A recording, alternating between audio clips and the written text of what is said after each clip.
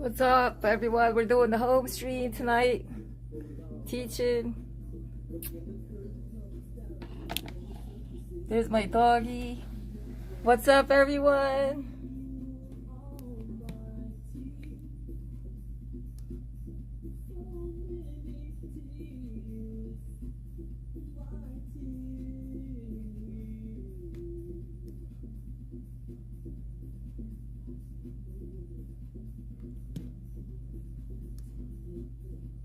What's up, Blackie Sanchez? I'm at home.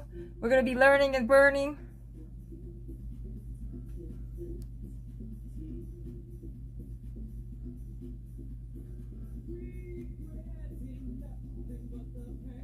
What's up, y'all? We're going to be learning music theory, banging on the drums.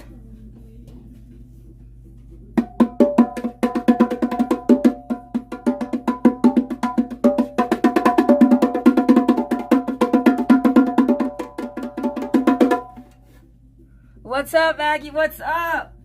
Happy Mother's Day, y'all. I'm at home. We're going to be doing bongos. We're going to be learning music theory, y'all.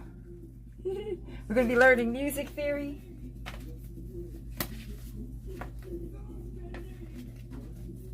So these are my music theory cards.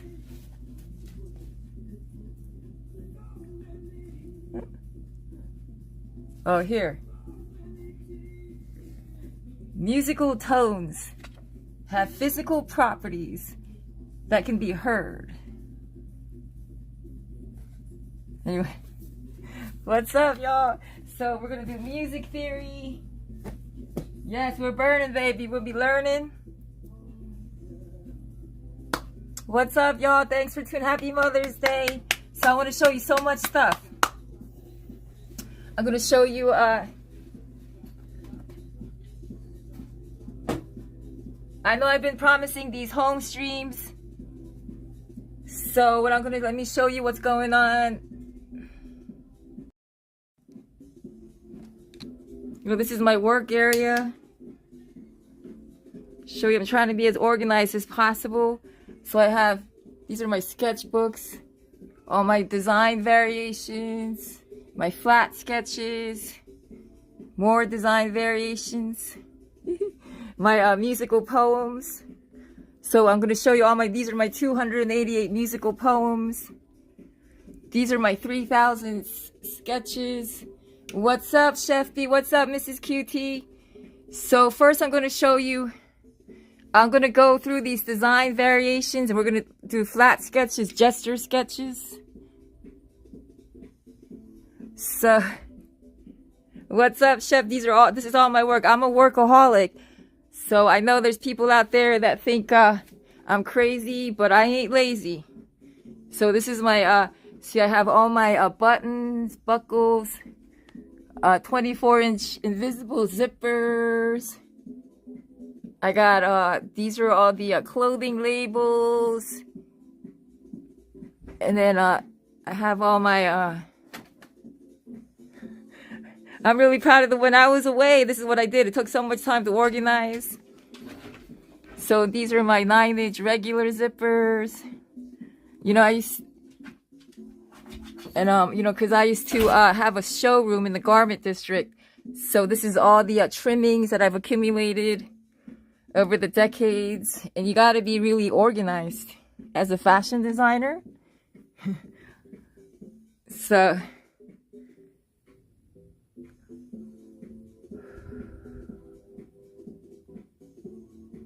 hey, you know, more power to you if you're for Trump.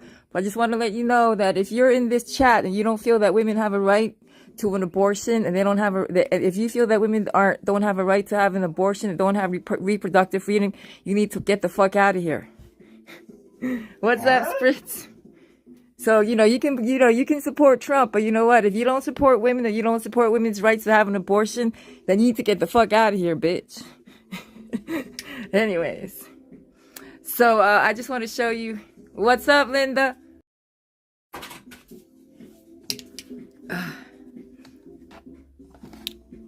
So, hello, y'all. So, I'm excited to show this is how I've organized my stuff. These are all my patterns here. I'm going to show you all my patterns, what I want to do. Wait, hold on, I got to let my dog out. Give me 1 second.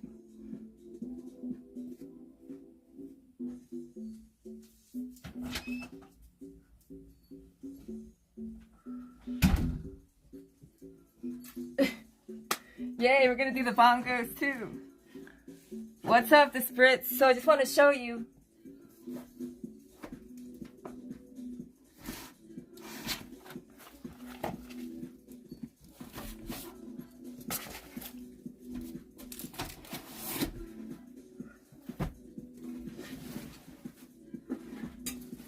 So hell yeah, what's up y'all?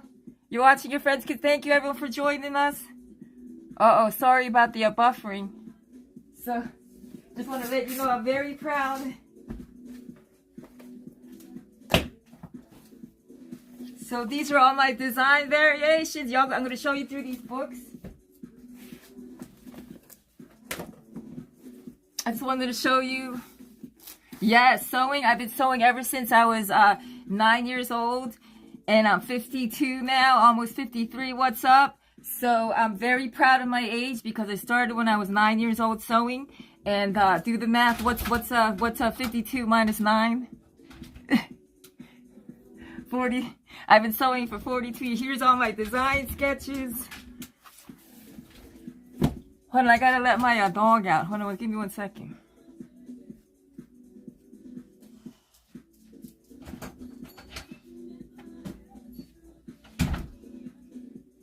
So I'm really excited because I know y'all love to chat and y'all love to, so I really wanted to make it available.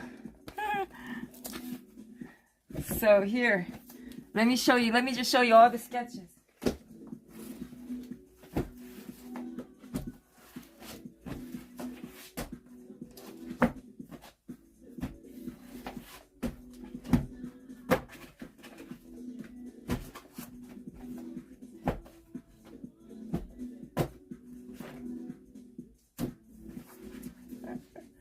So yeah, hold on, bear with me, y'all. Yeah, that's me, an old yippee gal. That's right. So yeah, I just want to show you all. Just want to go through. Those are my sewing machines. That's my straight stitch. Those are my jukies. That's my overlock. That's my purl machine. These are my bongos. So like I said, I'm trying to do these once a week, and what I'm really excited about is I don't care, you know, when I'm doing these learn and burns, it's not about the quantity of people that are showing up. Like I said, I'm just, want to share my talent with everyone. And I feel that if I can reach out to one young person, who can then reach out to a million more, I feel like, I would have impact on people that way. So like I said, I don't want to play the numbers game. I want to play the quality game. Yes, thank you. Thank you. It took me up, and look, here's my sketches. I'll show you. I'll walk you through them. Hold on, sorry, bear with me. Maybe I gotta face the camera towards me. Bear with me because it's my first time, trying to do this live stream tutorial. So this isn't just a typical live stream. I don't just put my camera down on something. I'm trying my best to teach people. So thank you. Bear with me. Bear with me, y'all, because I'm doing this the first time. I'm trying to make this a weekly series. So what I wanted to show you is I just flipped through some of these books, and I'm going to teach y'all.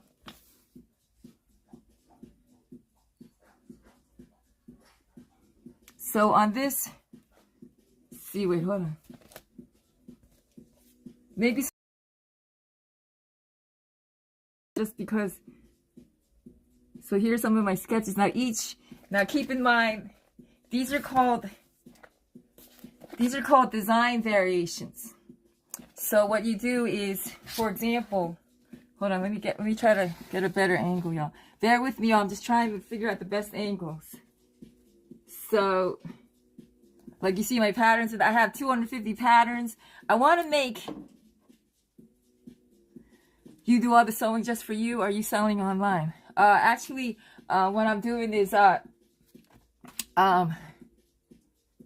My comforter continues my life theme. So look, so these are 6 on the page. And then each page, there's, so when you have 6 on a page, like this, but then you have 6 on the next page. So here's more designs. These are called design variations. I don't know if you could see it. So each, and then I'm just going to give you like a brief rundown about what we're going to do. I'm going to make this a weekly series. So thank y'all for joining us. So there's more sketches. These are very, so what you do is like you take a design and then you make variations, like you make similar, it's like a similar idea. Like for example, this is like a skirt set. This is a bikini, this is a bathing suit. You know, this is like a dress. This is a strapless dress. It's like another variation. So, hey, what's up, Kevin Butler? So thanks for coming in. Thank you, Raymond. So like I said, so there's 24 pages in this booklet, and then the front has 6. The front has 6, and then the back has 6 more. So if you do the math, 24. What's 24 times 24? Thank you, Jim V. So what's 24 times 24, y'all? Oof. My math. Hold up. Wait, 24 times 24 is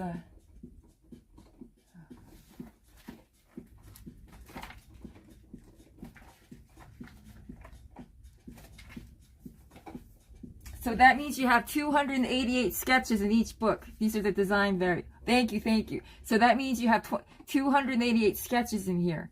But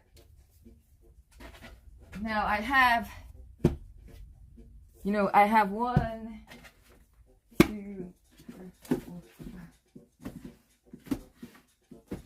So then I have 8 of these. So I'm really, so 8, what's 8 times 288?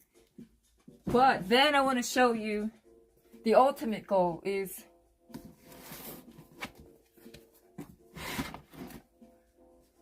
then as a designer, what you want to do is you want to, oh, this is the ultimate goal. And then these, I'm going to show you ultimately, I'm going to take these, right?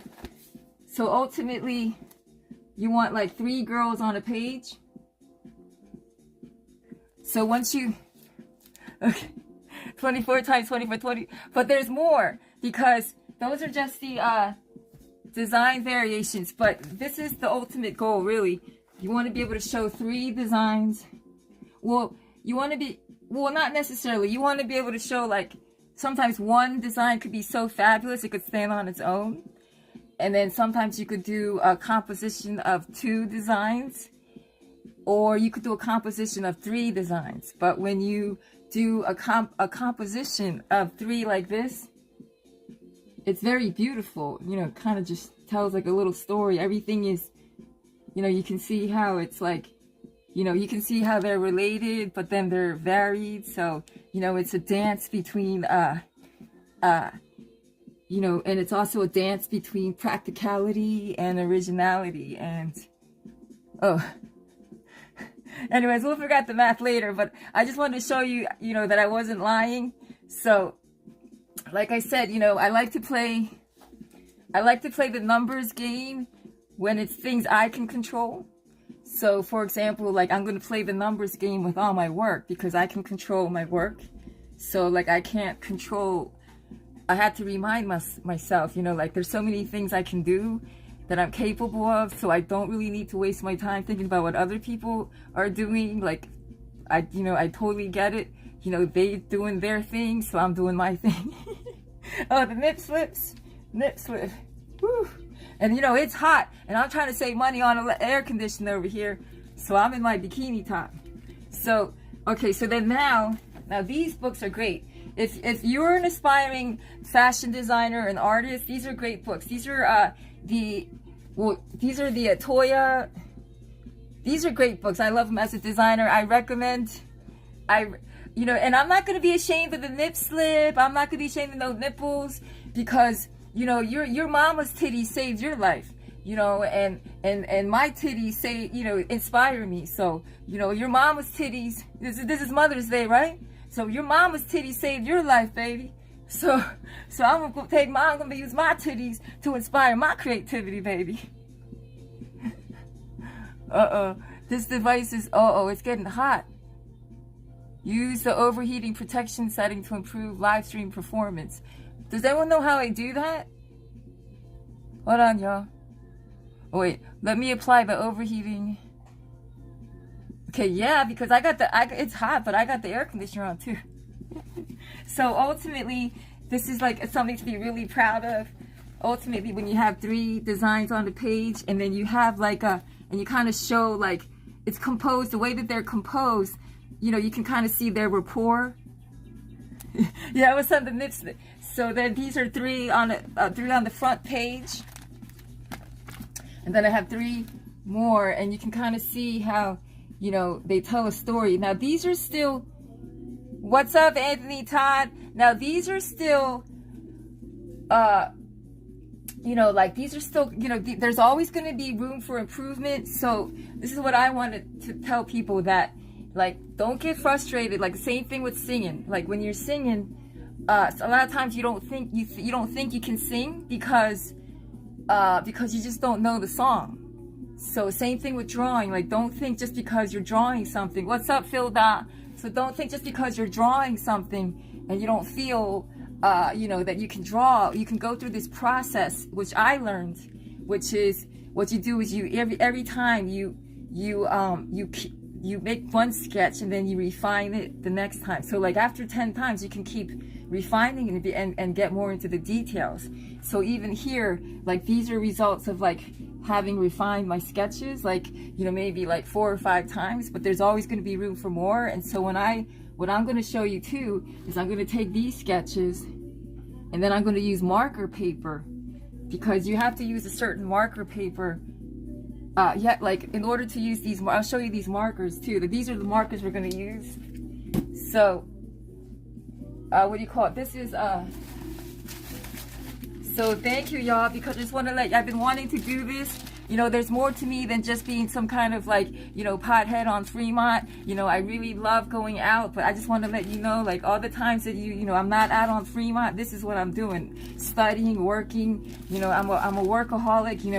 If you all think I'm a drug addict, you know what I'm addicted to the most. The biggest drug I'm addicted to? Work. I'm a workaholic. Call me a drug addict all you want, because I love working. And y'all know how I work on the dance floor. Y'all know how I work hard at karaoke. I know, when y'all go to karaoke, you can't just be 50% with that. You gotta put, when you go to karaoke, you gotta put your all into that shit. You gotta think like it's Madison Square Garden, baby. That's what's up. All right, so thank you. So this is marker paper. But what I want to say is now the reason why people use marker paper is because I'll show you the markers.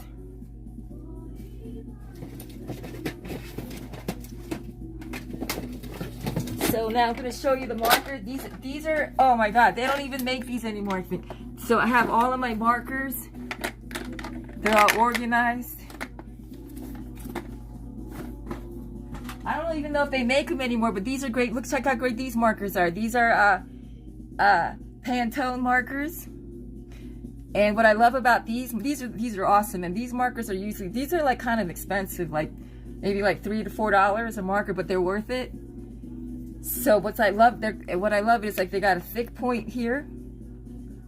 And then what's awesome is they got 2 points here. You got a fine point. And then if you go on top of the cap, you got the, woo! Yes, to Anthony Todd, I'm an interior and kitchen designer and use some portfolios. Thank you, thank you. I will show you those again. So I recommend, if I want to inspire people because y'all inspire me. So I recommend this portfolio.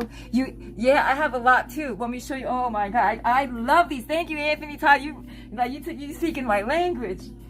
So y'all, I recommend anyone who even if you don't consider yourself an artist, there is an artist that lives inside you. You just gotta let that artist come out.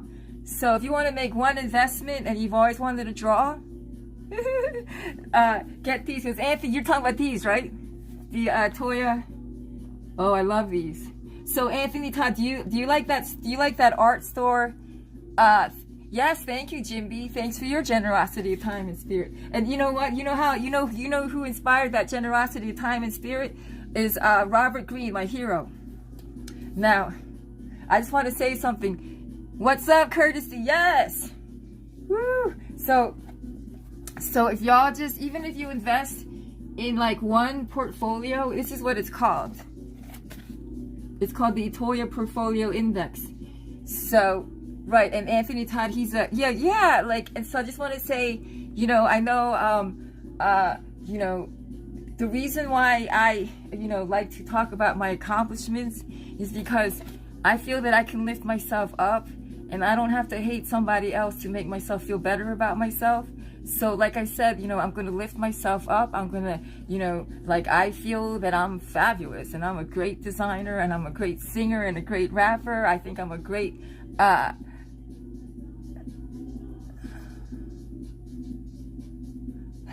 so yeah, me too. I got the, okay. Me too. I got, these are the 24. I like these two. I like the 48. So now what I want to do too is if there's some people out here, I'm going to show you. I might make a coloring book. I might, what I think could be really helpful is what I might do is make a coloring book, and then you could like you could you know use your own copier, and then you know. But what I would recommend is actually because it could help you is to take, like, if I make a coloring book, I'm going to do, like, I could make a lot of coloring books. Like, for example, my friend Mystique 420, her daughter is 10 years old, and she already knows she wants to be a fashion designer. So I basically, you know, gave her, you know, I made a copy, you know, some copies to really get her inspiration going. So I'm excited. Shout out to Tiana. She's only 10, and she already knows she wants to be a fashion designer. And that really touches me because, you know, that's when I was 9, I started sewing. And by the time I was 14, like after 5 years of sewing, I was like an incredible sewer. So, you know, I've been a great sewer ever since I was 14. So, you know, like I've been the great sewer for, let's see, I'm 52 now. So 52 minus 14. So I've been a great sewer for 38 years. So. And then what, these are awesome. So what I'm, open to suggestions. What we might do is take one of these and do them with the markers today. Shout out to Pantone. Woo! So I got 2 of these. So thank you. And then the even more exciting part is this. I want to show you. This is great. And this is how I want to show you how. It's called, you take your pencil, and I'm going to show you on the light box. You take your pencil, and you don't even lift the pencil, and you just draw like a figure. And that kind of stuff starts happening after you draw a lot. So, you know, you really got to put a lot of time into the drawing. This is what happened. Yes, and you know what? See, that's what I'm saying. Like, Anthony Todd, you can feel free to email me. You said you're an interior designer. So, you know, that's what I'm saying. Like, like I've met like one person in the chat, you know, can like, you know, change your life. So, you know, don't think about numbers, because people aren't numbers. I mean, I know the numbers make you feel great. I mean, of course, I'm not going to lie. You know, it feels great when I get those views or get more subs. But, you know, I got to tell myself that, you know, people aren't numbers, you know. So, you know what I'm saying? So, yeah. And so like, now this is really exciting. So today I'm just giving you an overview. So gesture sketches. All right, so kind of back in I've showed you design variations. Okay, and then the design variations are when we have 6 on a page. And then these are fun. Gesture sketches are like when, these are fun. I love these. This is fun. And these are fun. This is really fun to learn how to do, but it takes a while to learn how to do it. I don't know if you can really see it that good. I'm gonna figure this. Bear with me, y'all, because today's my first, you know, day of doing this, trying this out. So, like, these are called, it's like a gesture sketch. So what you do is, well, I'll show it on the light box. You just, you take your pencil. Oh, and these are the best pencils. Anthony Todd, do you love,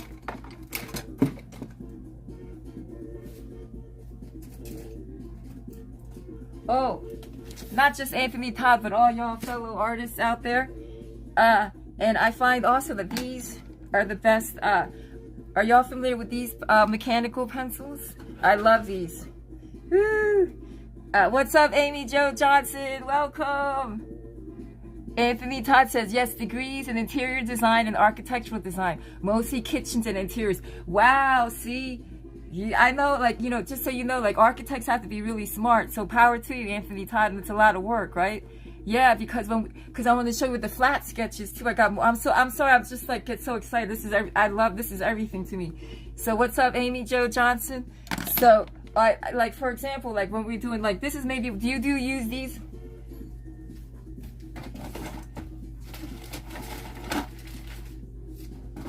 Because when you talking about these stencils, right, with the markers. So I'm going to show you how we do these flat sketches. Got more books. I'm going to show you that flat sketches are more like what, I guess it's kind of like more applying, like more, maybe it's a little more architectural when you're doing fashion design, when you're doing flat sketches. You know what I mean? It's more, now flat sketches are very technical and a lot of times they're, you know, done on, executed on graph paper where it's about 8 squares to an inch. There's some graph paper that is like 10 squares to the inch, but I prefer the 8 squares to the inch because when you're making patterns, you want to be able to, you know, work within like, well, you know, you want to work within units of 1/8 of an inch. So, you know, like you want to work with like 1/16 of an inch, 1/8 of an inch, and 1/4 of an inch, 1/2 an inch. And actually, those when you make those mathematical divisions like 1/8, 16th, 32nd, you know, you may think that a 1/16 of an inch is like won't make much of a difference, but when you're doing pattern making, you have to be that precise. You have to be precise to the 1/16 of an inch, because what happens on the seam is that you have, if you're not precise on the 1/16 of an inch on the seam, because that seam gets doubled, that 1/16 inch error is going to become an 1/8 of an inch error, which is maybe negligible. So what you want to do is you want to be precise to the 16th. Jim B says 1/16 of an inch clip. That's what I'm saying, right? What's up, Becky A? So, like, I want to say, you know, like, you know, I just want to teach, you know, like I'm saying, like I could, you know, like I'll tell you the truth. What happened during the pandemic, I really resolved that, you know, no matter what happens with my success or my career, that I got to leave the world with these educational videos, because, you know, like, you know, if I die tomorrow, you know, I'll at least have shared my talents, you know, and even if if there's some kid, you know, there could be some kid that's like 8, 9 years old too, and learn from me, and like maybe they don't have the best childhood or the best family life, but they find, you know, inner solitude and refuge in their creativity. And basically what I want to show is that, you know, all it takes is really, like, even if you can't afford like fancy marker paper, like, you know, marker paper can get very expensive. You know, this is a marker paper even. So I wanted to show you that, you know,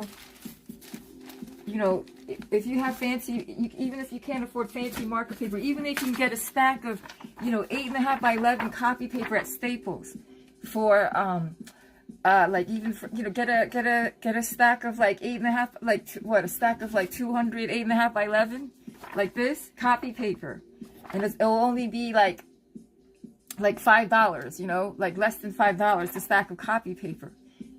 But what I recommend investing in is, if you're going to use copy paper, is I want to show you this light box.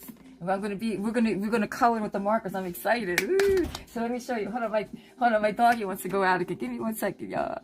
Hey. Yes, mechanical. Can I tell you? So thank you. So, you know what I'm saying? And just, you know, I just want to, you know, there's an inner artist in everyone.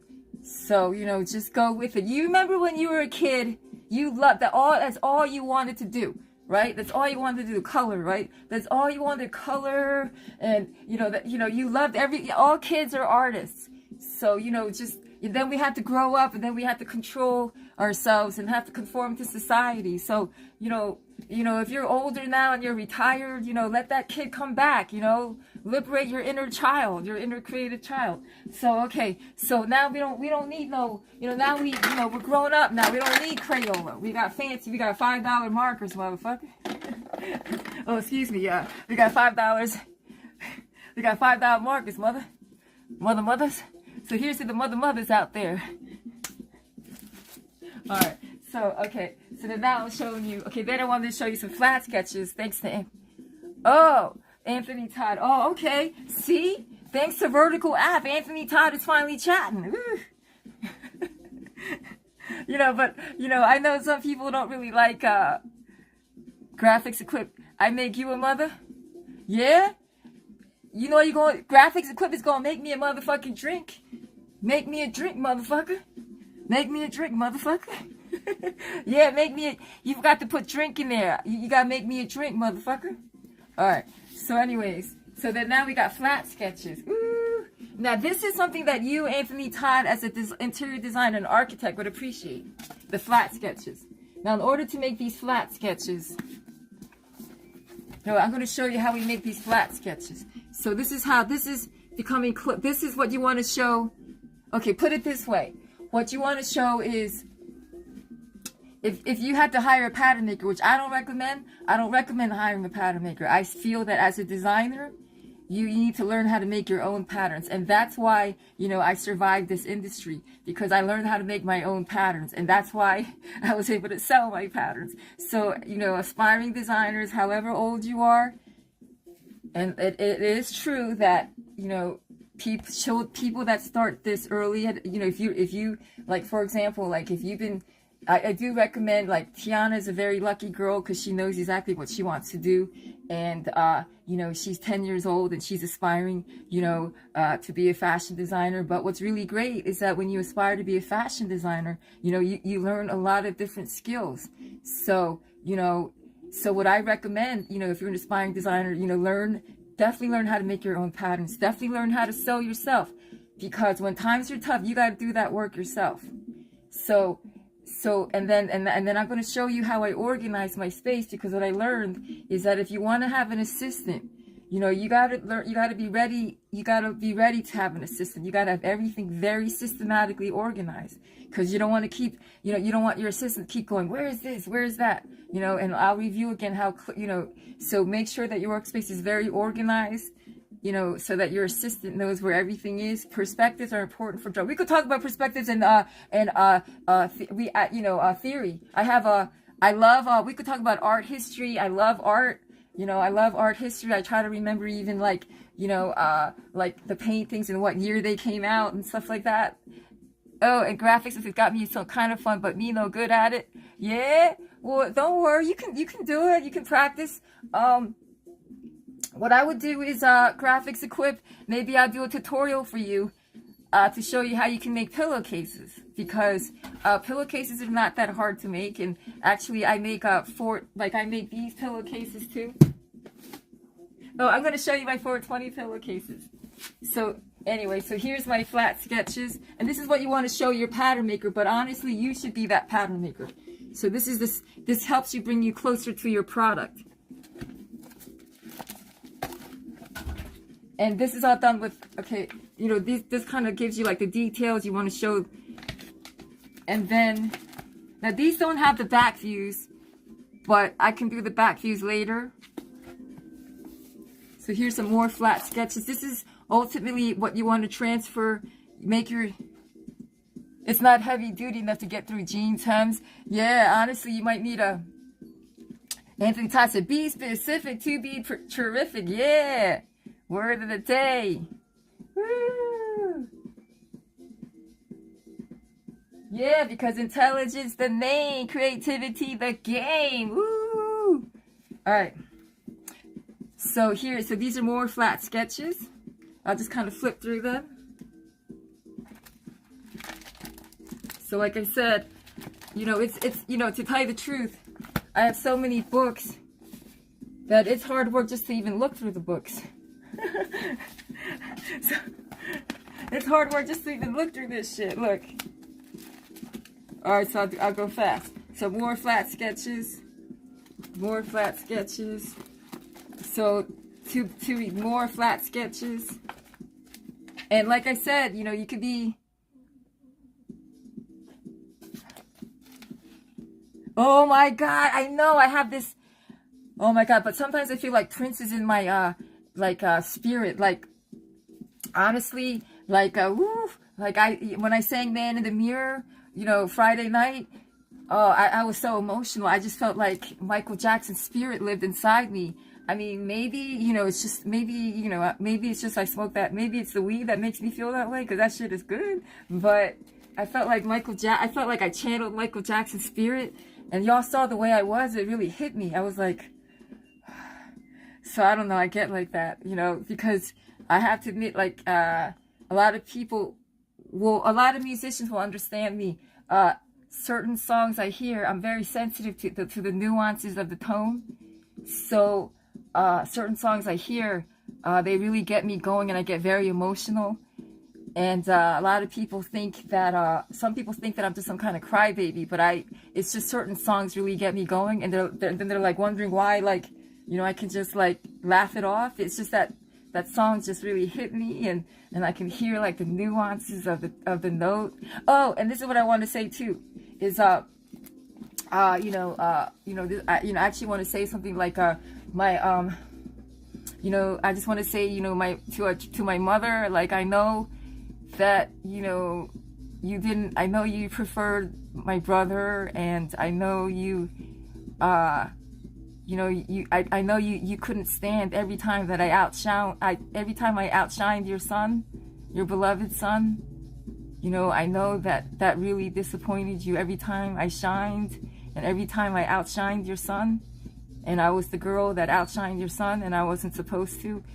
I'm sorry about that, but today, Mother's Day, I'm going to show gratitude to you, and I'm grateful for you having given me piano lessons from age 7 to age 11, and I'll always be grateful to you, my mother, for having given me the gift of music, because for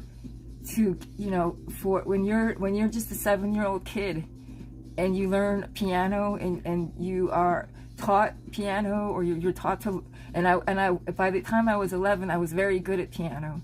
So I just want to let you know, I have to thank my mother, because, all right, take care, Anthony Todd, but I'm just saying, I have to thank my mother, because she did give me the gift of music when I was 7.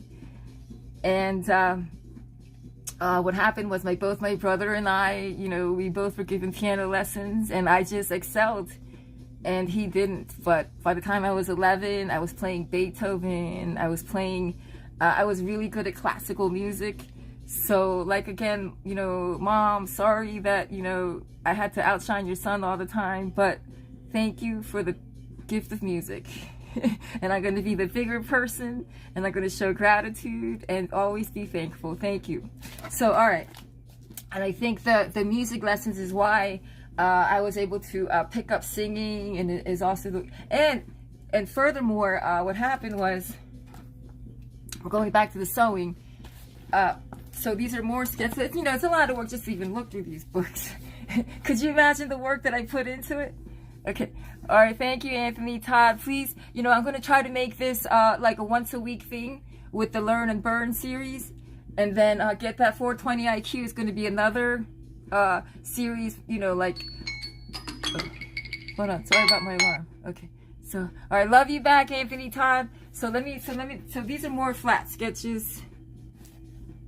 So if you young children are watching,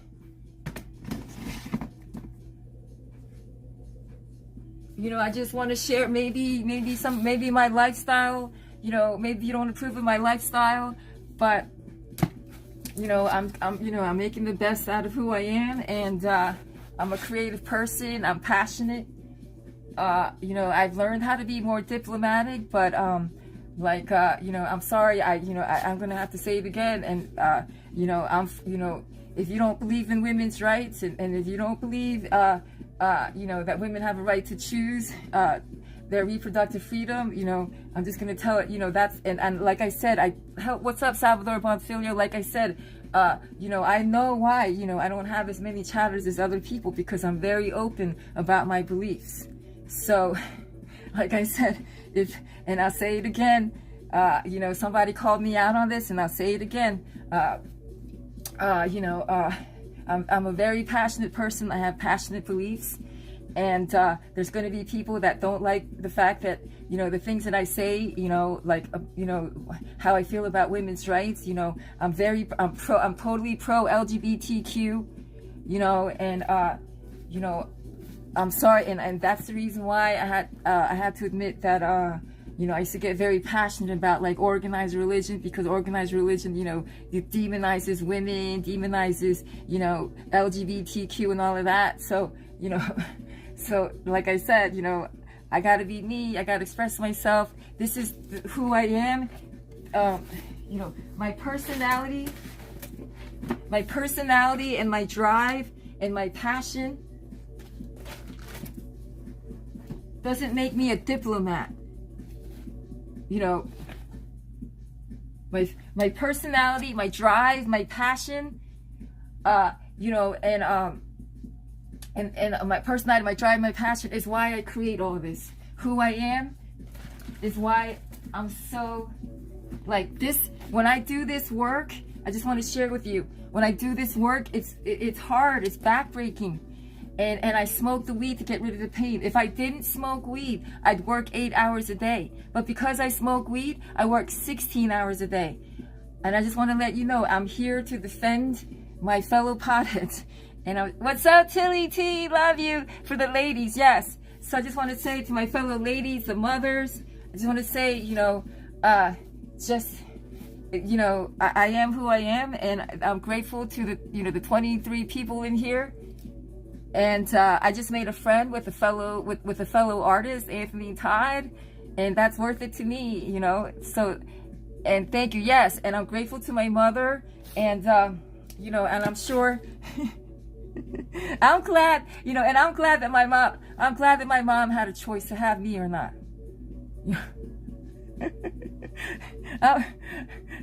I'm glad my mom.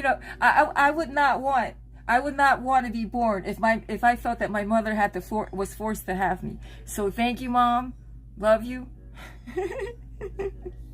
But anyway, so I'm telling you, this work is so much. It's hard to even look through them, because you imagine the work that I put through it. So I'm so proud of this stuff. So then, now we're gonna get into. Okay. So now with the flat sketches, I'm gonna show you how. Now, what I want to show you, like when you use like these are the stencils that we use for like, check this shit out. Now these are the stencils, right? Las plantillas.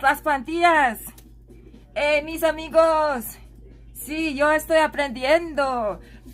Muchas plantillas, stencils. Plantillas is stencils, I think, in Spanish. Tilly T says Ajax, Anthony J's weather. Here's me, put some clothes on. Girl, I'm telling you, I have a, what do you call it? The air conditioner on like 78, so it's still hot. So what's up, Eddie Dominguez? Yes, happy Mother's Day. I'm paying tribute to my own mother. I gotta show gratitude for, for her having my dumb ass. So, thank you, Mom, for having my dumb ass. I'm doing my best. I know you don't approve of the weed, but I'm doing my best here. I'm going to redeem myself, and I'm going to teach children's, so children's, don't be like me and smoke weed then, but children's of the future. Take these stencils. This is what I want to show you. And I just want to let you know like I'm dressed like a pothead, but I'm actually very sober, and I'm doing this live stream sober because, you know, I just want to let you know, like, I'm sober most of the time. It's just that when I go to Fremont, I get all crazy and shit. What's up? Hey, yeah, Vegas is, so we might even now that, okay, so these are stencils. Like, I want to say that even if you think that you're not the best illustrator or drawer, it's okay. You can kind of fake it with these stencils. And that's what flat sketching is like. You can fake it with these stencils. Look, see? If you're not that good at drawing, you can kind of use these stencils to help you out. You know what I'm saying? So here's some more, you know, like for example, this is actually, I think, wow, I think this is like what architects use. Cause look, some of these stencils are like architects, for architects. Like over here it says vanity bowl. Yeah, so some of these stencils, architects use these stencils too. You know, you can use these, like these are good for like making the flaps to the, like, you know, a flap to a pocket. So these are some awesome stencils. You know, this is what I went to a Fashion Institute of Tech. Yes, I'm high. I'm sober, but I'm high on life. Thank you. And I just want to let you know, like, I'm sober most of the time. You know, it's just that on Fremont, I'm just getting wild. I'm trying to fit in, you know? Like, I'm on Fremont trying to fit in. So, you know, I'm just trying to fit in. Yes. Yeah, my bony ass. Kiss that. Yeah, kiss my bony ass. Yeah. Cause I'm bad to the bony ass. That's right. Cause I'm badass. Thank you, Tilly T. See, Tilly T knows me. So, anyways, yeah, I'm bad to the bony ass. That's what's. Wait, Tilly T, what you drinking, girl? What, Tilly T, what you? Tilly T's on. Tilly T, what you drinking, girl? Yeah. Okay. Yeah. And that's what. And so this is, and the reason, and then this was also brought to my attention too. You know.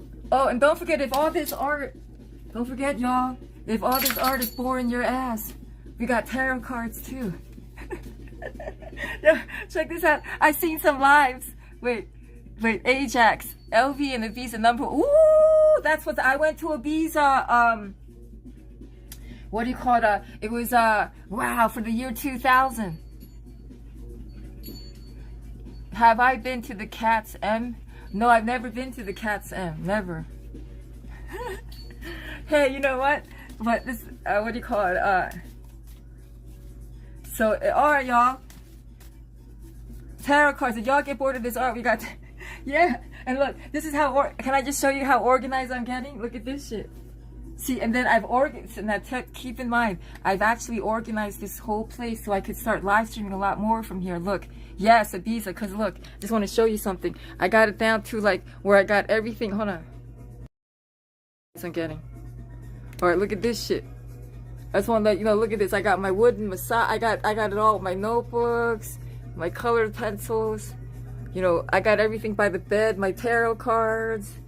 You know, I'm just saying, this is I recommend this if you know, these are for like, you know, your shoes and your bag. I recommend you can get these from Amazon and they really help you out. Cause sometimes you could have like really cluttered drawers. You could have everything in your drawers and then like not know where anything is. So I find this is a great system. And then I want to show you something else. Oh, this is my dog, Bobby. Bobby! There she go. That's Bobby. Bobby, say hello. That's Bobby. She's a red-nosed pit bull. Bobby, give me kisses. I love her. So, and then see how it's more organized. Okay. Oh, thank you, Tilly T. Thank you, Tilly T. I appreciate you. And like I said, I really appreciate everything. You know, you've been really helping me. And thank you, everyone. And I'll try to do, you know, alternate between home and Fremont. All right. So,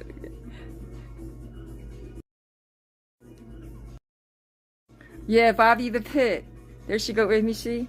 She's been. And like I said, you know, I just want to let you know that's me. Like, I always root for the underdog. you know, society told me, you know, society keeps telling me who to hate, you know, and they tell me to hate pit bulls, and I just, you know, I was you know, well, Bobby's a rescue, but, well, Bobby's a rescue? Oh, look and see, here's all my patterns here. I'm going to, oh, so there's so much to be teaching y'all. And, okay. So then now let's get back to focus here. Yeah, the cats, Jimenez is hyper. Tessa, stencils at my grandma's as a kid loved them. Tessa not drinking, hyper due to not sleep again. Rat bag neighbor speaks soon. Lots of. Oh, okay, all right, Tilly T. So thank you for gracing us with your presence. I hope it all works out. And thank you for your generosity. And I do admire you. You know, I know, you know, you support. I think it's great that you support, you know, a lot of YouTubers, whether or not, you know, they get along with each other. And that's why I was saying that you should work at the United Nations. So, you know, I respect you that you can support, you know, all the different channels, you know, regardless of how they feel about each other. And thank you for, you know, leading by example. So from now on forward, I'm going to just, you know, focus on how to make myself a better person.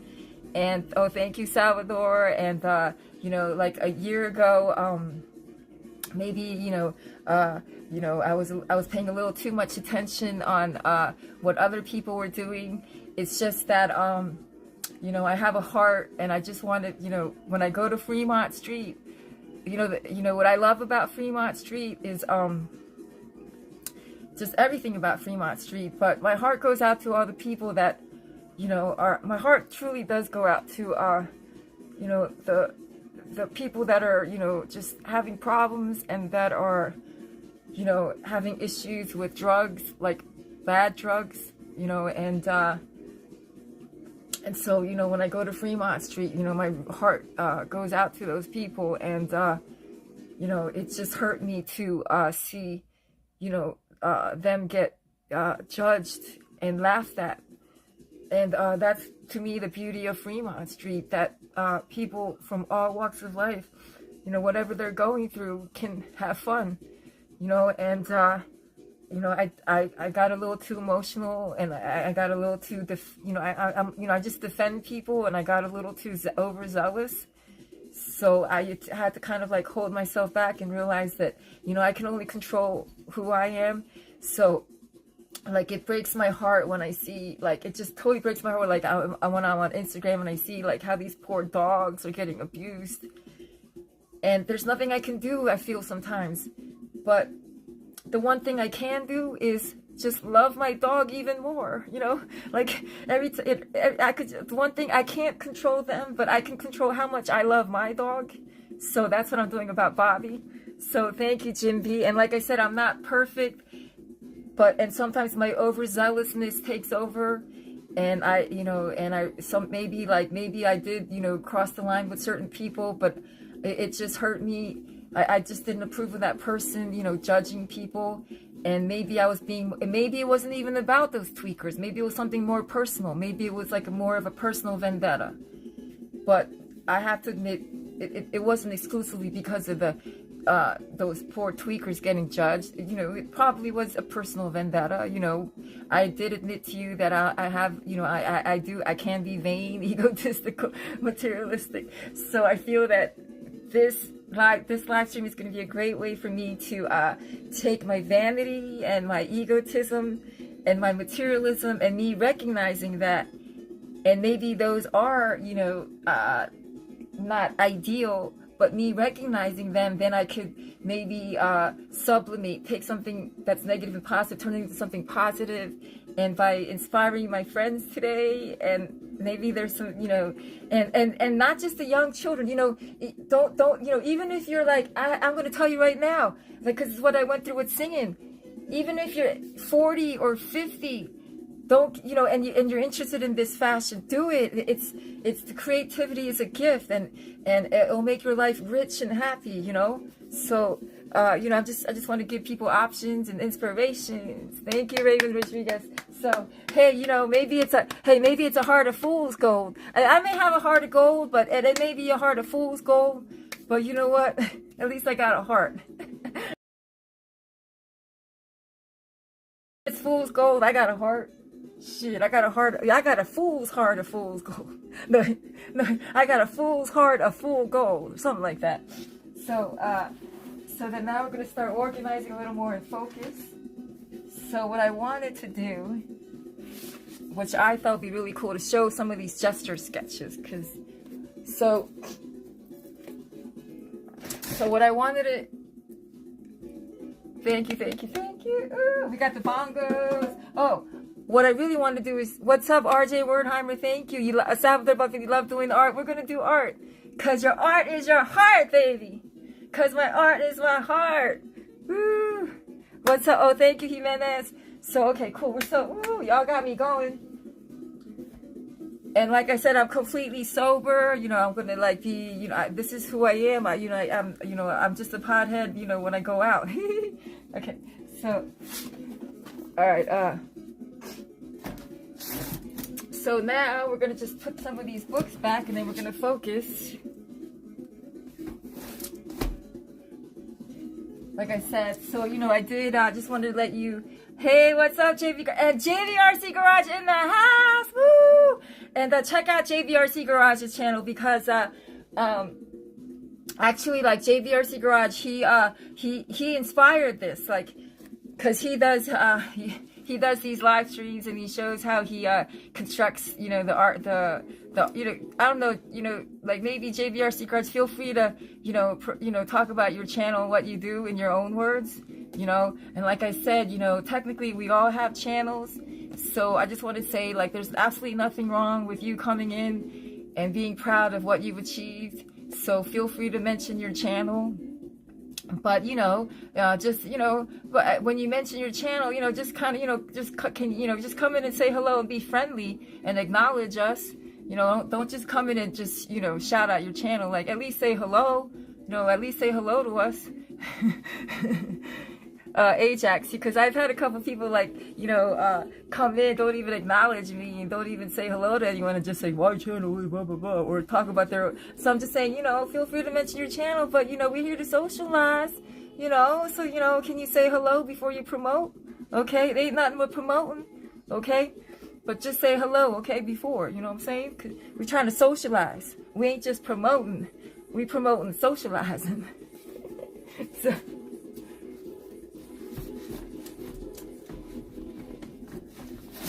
So there you go. And so this whole live stream was inspired.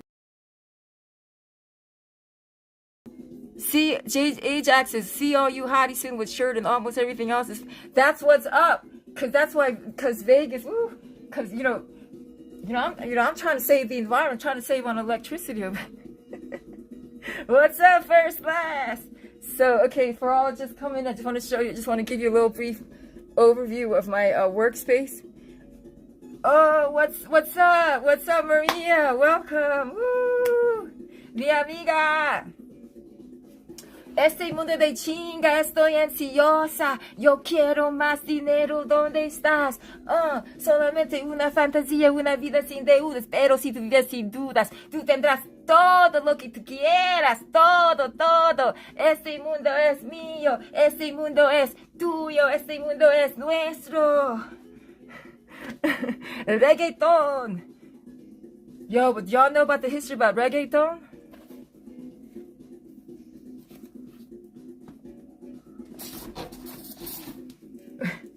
Did y'all know about the history about reggaeton, like the Jamaican influence in I think what country? I don't know. I was researching the history of reggaeton. It's really wild. It was like the Jamaicans were like the migrant workers. I forget what country, and the whole reggaeton phenomenon started. Ese mundo de chinga, estoy ansiosa. Yo quiero. Anyway. So then so these are the three on the page that I showed you. And I'm going to do like a coloring, but what I might do, like, keep in mind, there's always room for improvement. So these are can still be refined further. So I have all of these. I'm going to make these into a coloring books. So I might show you how I don't know, do y'all want to see me how, like, you want to see how I color in one of these? See, because then what you can do, so like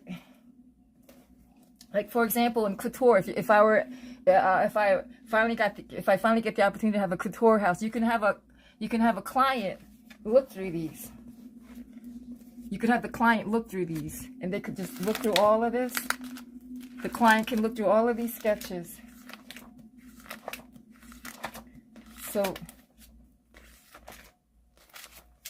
So then, for example, let's say a client looks at this sketch and says, "Oh, I want this one," you know. And then when they do that, because I used to have this thing when I had. Oh, thank you, Natalie. And then I want to show you something else. I wanted to show you my beautiful. Oh, hold on.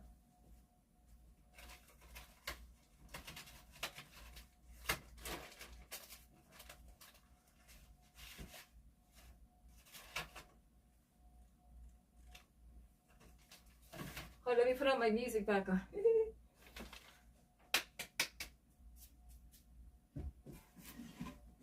Bobby!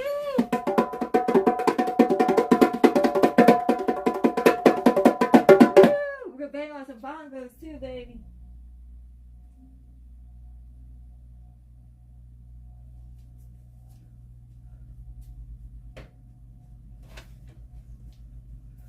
So, welcome everyone. What's up, Natalie Kelly? Oh, thank you. So, yeah, so these are the 3 on the page. What's great is I could even like color. I'm going to make coloring books and like sell the coloring books. And then what I'm thinking about doing is I could like make prints of these when I color them in, and then put them on like tote bags or t-shirts. So, you know, even if you can't afford, you know, even if you can't afford these 3 dresses, you know, you can afford the tote bag with the beautiful renderings. So basically, I'm going to show you how to render these. And so, like I said, you know, for me to do these live streams and teach people, what I'm doing. See, these are amazing markers. I love these. This is a great way to organize your markers. I got 2 trays of these. So basically markers are like,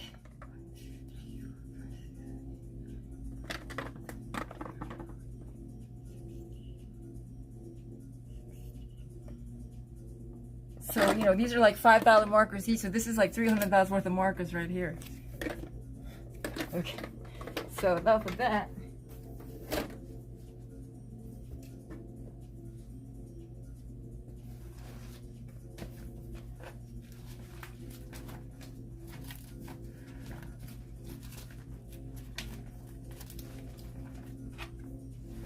And then, oh, thank you. So, you know, I'm just giving you a review, and you know, I'm going to make this a weekly series. So I'm just giving you a review right now of what's going to be happening. So I don't want to waste people's time. So I'm going to show you with these learn and burn episodes. We're going to be doing a lot of, you know, we're going to learn about gesture sketches. Learning now that these figures don't have any clothes. So you could be a great designer, but even if you're not the best illustrator, what you can do is you can use kind of like, they're kind of like naked girls. So you can use these naked girls, and then you can draw your designs over that. But ultimately, once you become really good at your game, you can learn how to actually, you know, draw the figure and design at the same time. Meaning, like, you can draw. The ultimate goal is to draw the figure and design your design at the same time, and that comes through lots of repetition and a lot of patience. And I have to admit that it takes about I would have to say that typically like anything with guitar or like with anything like with a musical instrument with drawing, you know, it takes about 2 years to get good at it. About 5 years, you're very proficient at it. But if you really stick to your game and you put 10 years into it, I know they have that whole 10,000 hours thing, but you know, after you put 10 years into something and you put all that, something happens. It becomes magic. It becomes effortless, and that's what I've achieved. But I put, you know, and I have to admit that I went to FIT in 1998, so I've achieved this by putting like over 20 years into this, more than 10.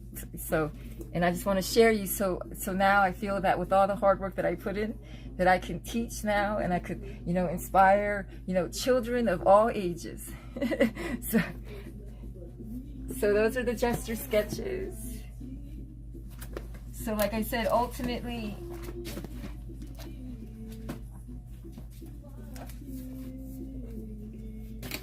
now, okay. Oh, cool. Now I have this. Oh, so this, and then another part is going to be, we're going to learn music theory. Welcome, everyone. We're going to learn music theory, too. I know if y'all... So this is what's going on. So I know I've been bragging about my 3,000 signature sketches, but, you know, I just want to let you know all of this. This is a lot of this is the work that I've been doing ever since 1995. So I'm just sharing with you, you know, like 3 decades of my work. What's up, Jim V? Thank you. Wait, did I mod you, Jim? I did mod you, right, Jim V? Wait. So then I just want to let you know, now this is something I'm really proud of. These are my musical poems. So I'm basically going to be, well, for me, it's an honor and a privilege to, you know, share my talent with you and share, you know,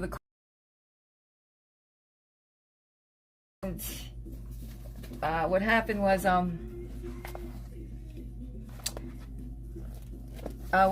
I had my beautiful store. I had my beautiful boutique from 2002 to 2009. So I wanted to share the story with you. So that was a dream come true. It was downtown. It was Center Street between Broome and Grand. So, you know, like Law and Order is 100 Center Street. So the store was 237 Center Street. So like downtown Manhattan, and the store, it was beautiful, and my business partner built the whole store for me. But it was weird because so I had the store in 2000, from 2002 to 2009, and it was weird because I would, like, the store is so beautiful, and I made all my signature looks and all my beautiful clothes, but like I felt weird. Like I felt like there was something missing in my life, and I was like, this is crazy. Like I thought fashion was my everything. I thought, you know, and that's what What's up, Jim B? Thank you so much for the $5 super chat. Thank you, appreciate you. So what's up, Daniel R? So thank you, Daniel R, for I saw you were in Sarah Urban AZ's chat. So this is what I want to let you know too. I'm gonna do my best. So and I figured out maybe, but I'm gonna do my best. What I'm gonna do is I'm not gonna mention, you know, I'm not gonna mention other channels. I'm gonna, okay, put it this way. If I have something good to say about that channel, you know, I will say. If I don't have anything good to say about a channel, you know, this is something I'm resolving to do, and if I don't do it, then maybe somebody's gonna have to fine me $100.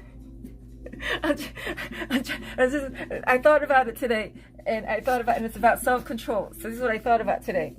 So, and I'm gonna extend that to y'all. So feel free, y'all.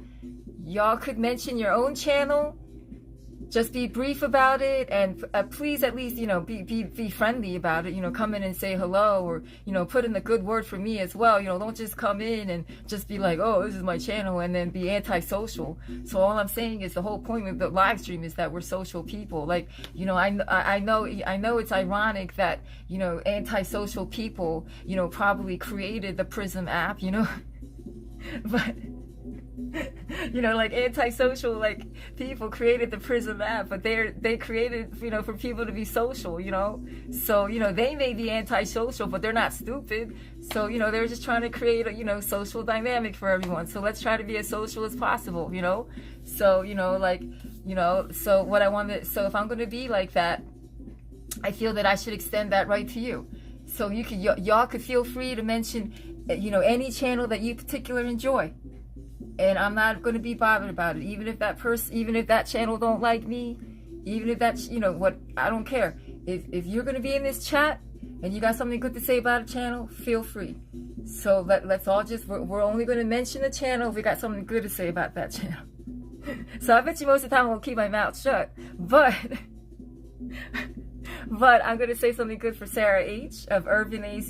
Daniel R., good to see you. I'm going to say that, you know, I really respect Sarah H. And, you know, she's her own person. So, you know, take her for who she is, you know, and that's what she did for me. You know, she took me for who I am. She didn't, you know, do any guilt by association type stuff. So I respect Sarah H. a lot. And, you know, she's a great person, and she's been very friendly to me and kind to me. So, you know, so I'm going to extend that to y'all. I think I'm trying to, you know, like I said, there's no reason for me to be, you know, petty and vindictive anymore. You know, I'm almost, you know, I'm going to be 53 May 17, you know. So, you know, like, you know, I'll admit it, maybe I was petty a year ago, but, you know, I'm not that petty this year. Maybe I was petty back then, but I'm not as petty now. And I think that's very enlightened, that you can talk about your channel, you can talk about other people's channels, you got something good to say about it, good. You know, I don't care, you know, I don't care if you say something good about my own worst enemy. I'm going to be enlightened.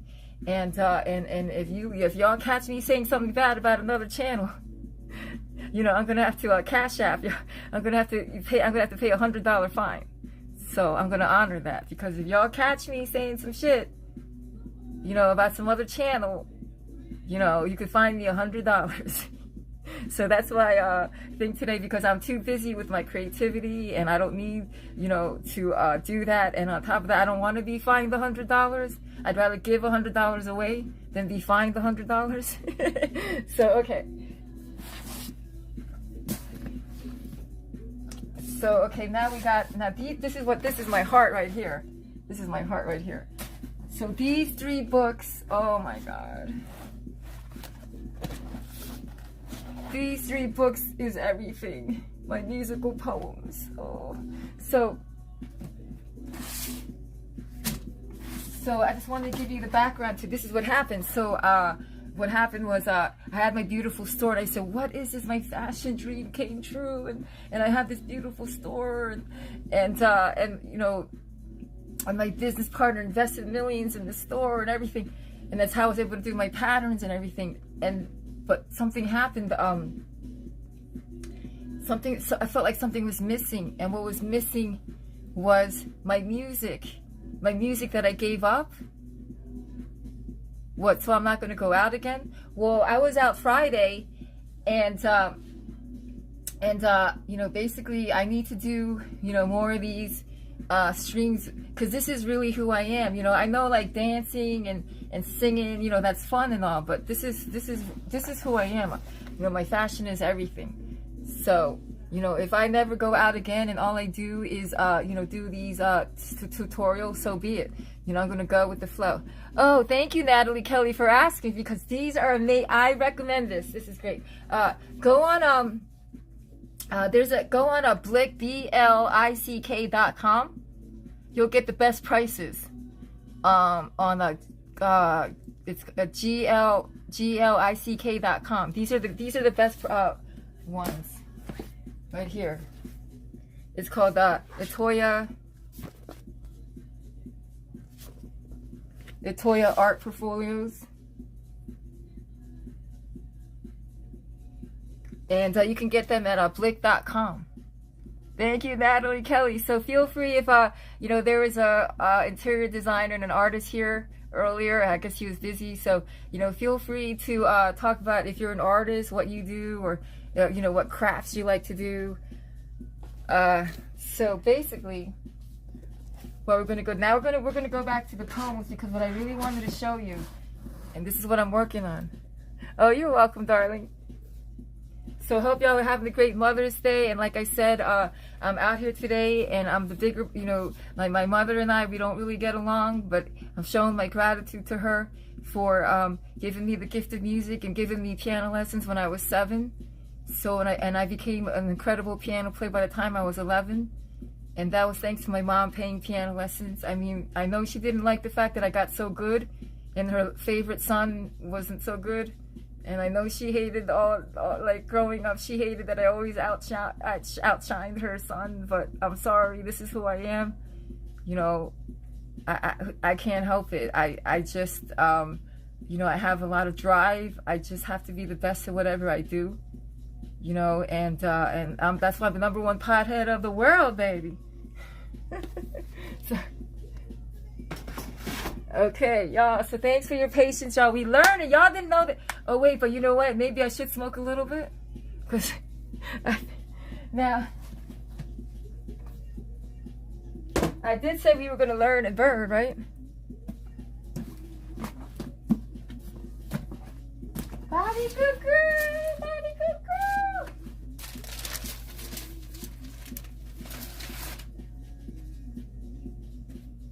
Okay, so now we're going to focus on the music and the bongos.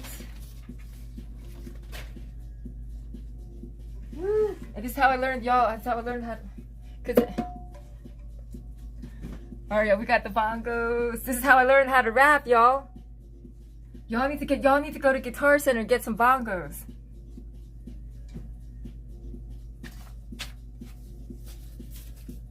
Okay, I just kind of... So happy Mother's Day, y'all.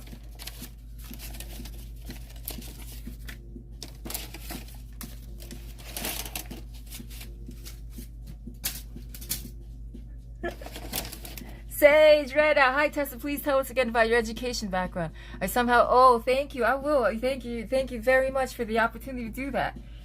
Great question.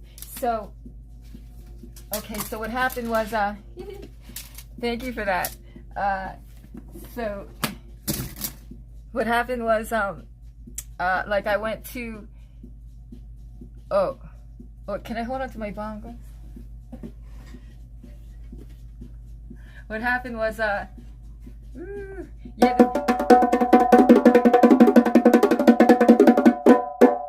okay. So, sorry, I just had to take a little bongo thing. And I recommend getting these bongos. If y'all looking into bongos,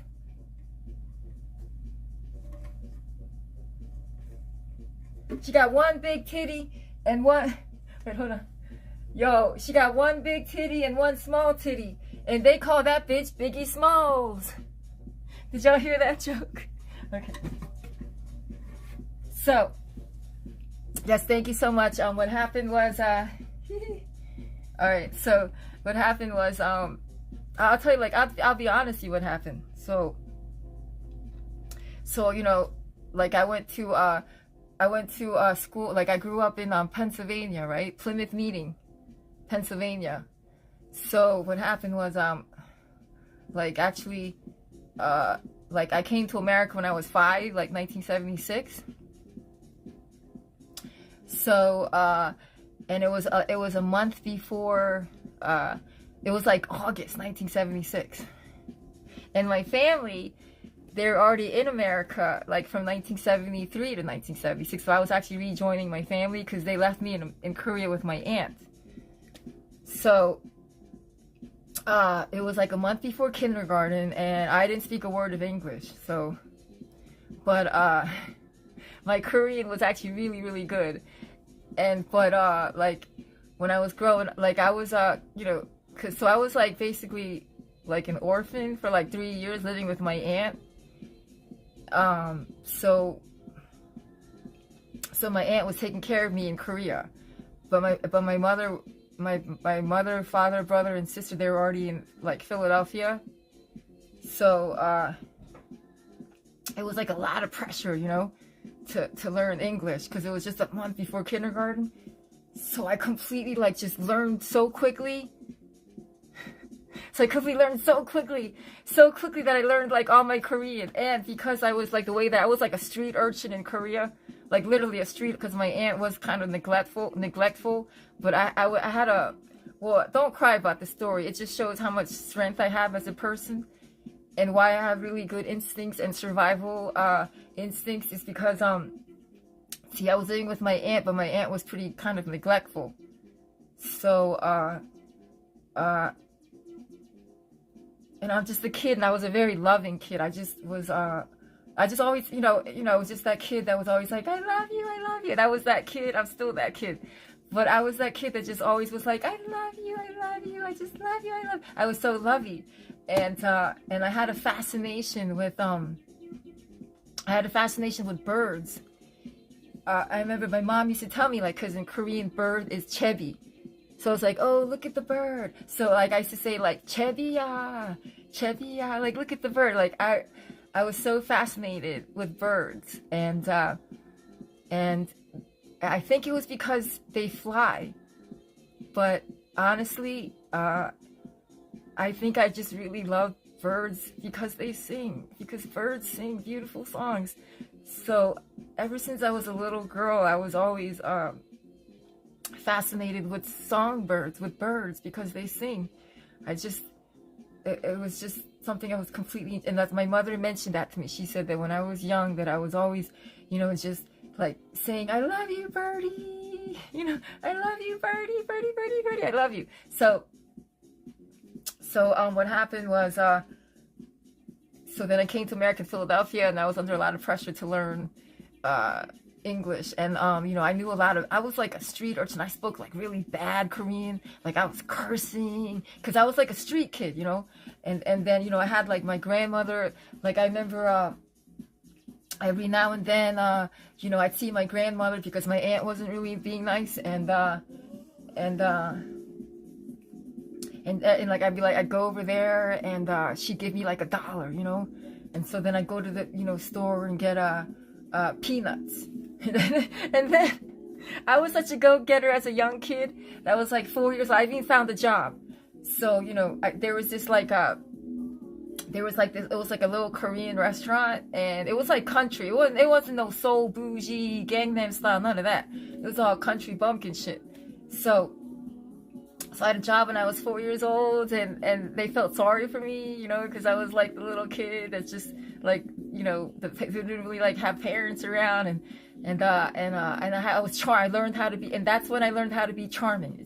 I learned how to charm people out of survival. I learned how to be, I learned to use charm, and I've learned to use instincts to survive and to have people help me. And so this restaurant, like they felt sorry for me, and I was funny and cute to them, and they made me all kinds of great food. I got to eat like the best Korean food. I was so lucky. And so that's how I learned how to be a charming motherfucker. But that at the same time, I didn't have parents that were like really like telling me like, don't say this and don't say that. And I think that's why that's why I think I have a mouth on me, Oh, thank you. Like I was, oh, merci beaucoup. Oui, en plus, mon français est très très bon aussi, parce que j'ai appris le français à Paris. Ouais, j'ai habité à Paris pendant presque 7 mois. Merci beaucoup. Merci. So Napoleon, Josephine. So thank you, Daniel. And I'm not gonna lie, this is a true story, and this is who I am.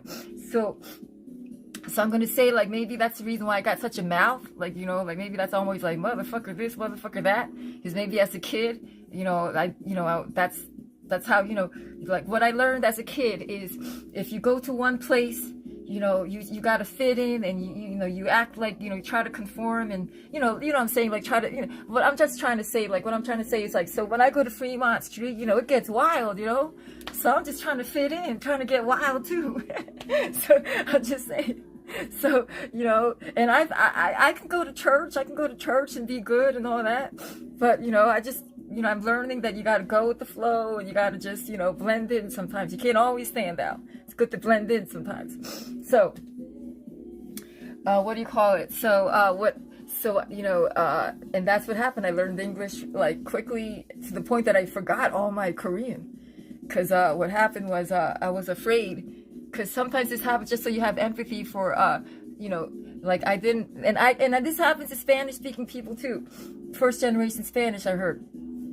A lot of times, like, you know, you don't want to learn your, you don't, like, I didn't want to, like, I kind of, like, purposely forgot my Korean because I was really, like, it was so important to me to have, you know, to not speak with a Korean accent, you know, so you know, I was like, I'll be completely honest, like, I was, did not, like, it's crazy, like, my Spanish and my French is so much better than my Korean.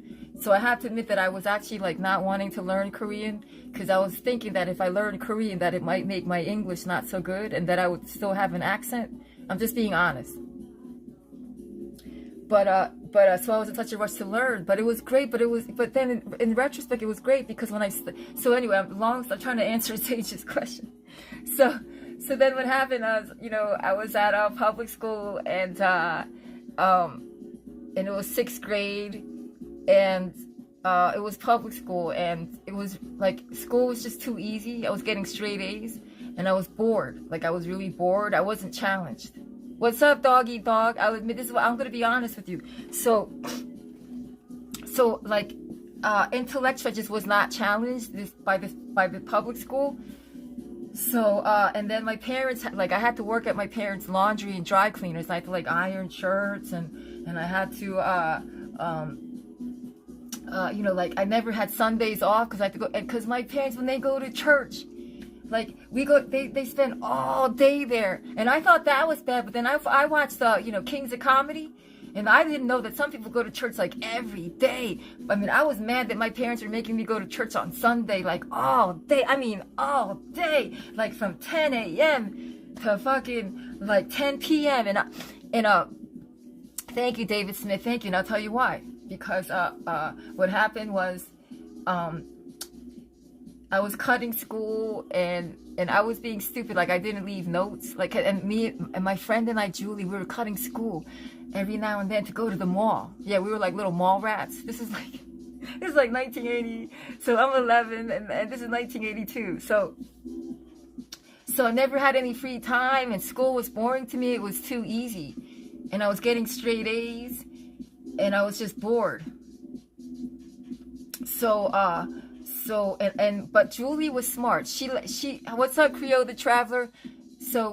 But Julie was smart. She bothered to do the notes. Like she was like, oh, my daughter Julie Lee cannot go. But I was lazy about it. So because I was lazy about the notes, my friend Julie, like, you know, we both cut school to go to the mall because she was Korean too, and we never got to and we never had Saturdays off or Sundays off. Like she had to work at the grocery store, and I had to iron shirts at the at my parents' laundry dry cleaners. You know, moving on to the east side to a deluxe apartment in the sky. So, anyways, so of course I got beat up, but then my parents got there was a whole thing because I was cutting school. So my parents beat the shit out of me for that, and then they started making some money at the dry cleaners, and they sent my ass to private school. So I went to private school from 7th, 8th, 9th, 10th grade, and it was called Springside School, and it was a college preparatory school. So but then a junior and senior year I had to go to high school in New Jersey, my junior and senior year. And then I got accepted into Amherst College, into Columbia University. What was it? Did I get it? I don't know if I got it. University of Chicago, Columbia University. Oh, her name is Bob. I didn't get into I don't think I got into Brown, but you know, I was lucky I got into Amherst, and I got a full scholarship.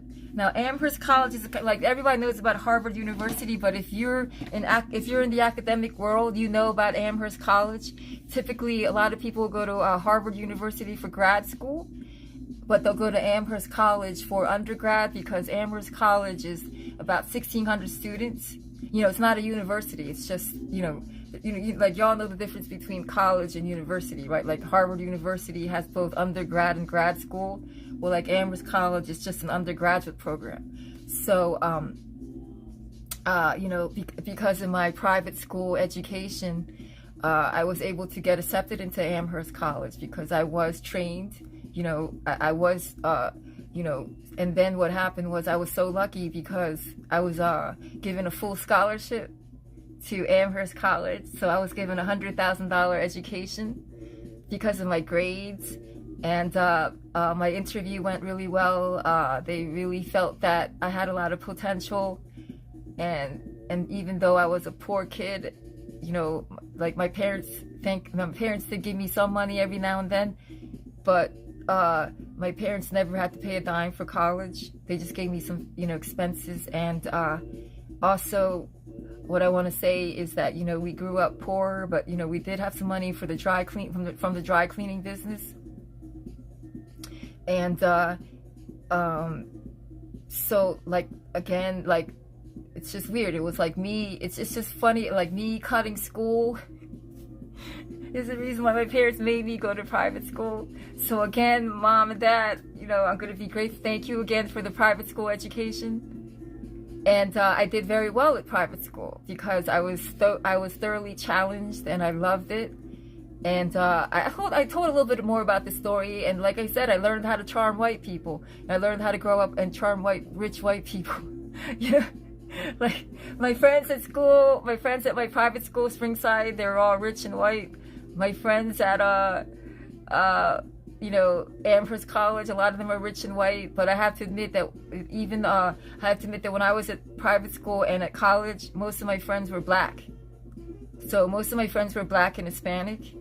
Because even though we were at private school, even though I went to private school, like our dry cleaners was in the black neighborhood. And I grew up with black people, so and that's why I have a lot of affinity for black culture, because I actually grew up with black people, and a lot of black people gave me love and encouragement, and I've had great black friends at college and prep school, and they gave me a lot of self-confidence. I have to admit I'm grateful to my black peeps. They gave me a lot of self-confidence, I have to admit. And when okay, so going back to my bongo, so then what happened, I went to Amherst College, I did well, I graduated magna cum laude. And then I was in New York City from 1993, I graduated in 93, then from 1993 to 95. I just like partied for like 2 years because I never got to party. 1993 and 1995 was like partying. But when I was partying, I was like partying like one every night, but I still had a 60-hour week job. Like I'm one of those people. Like I work hard and party hard. And you can see, like, y'all see me party hard, and so now you're gonna see the fruits of my y'all see me party hard. But now you're gonna see I'm a hard worker. I work my ass off. Work is my drug. Yes. Call me a drug addict all you want. Work is my drug. Work. I'm a workaholic. I'm a work addict. Yes, Tessa O is a drug addict because her drug is work, baby. Because I work. Whew. All right. So anyways, so let me just show you all the hard work. So then now I got all of these alphabetical. So these are my musical poems. So now I could turn any of these into a song. Now some of them are like half done.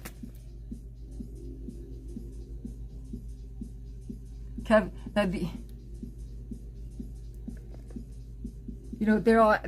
these are all my poems. Here, I'll show you. Let me just.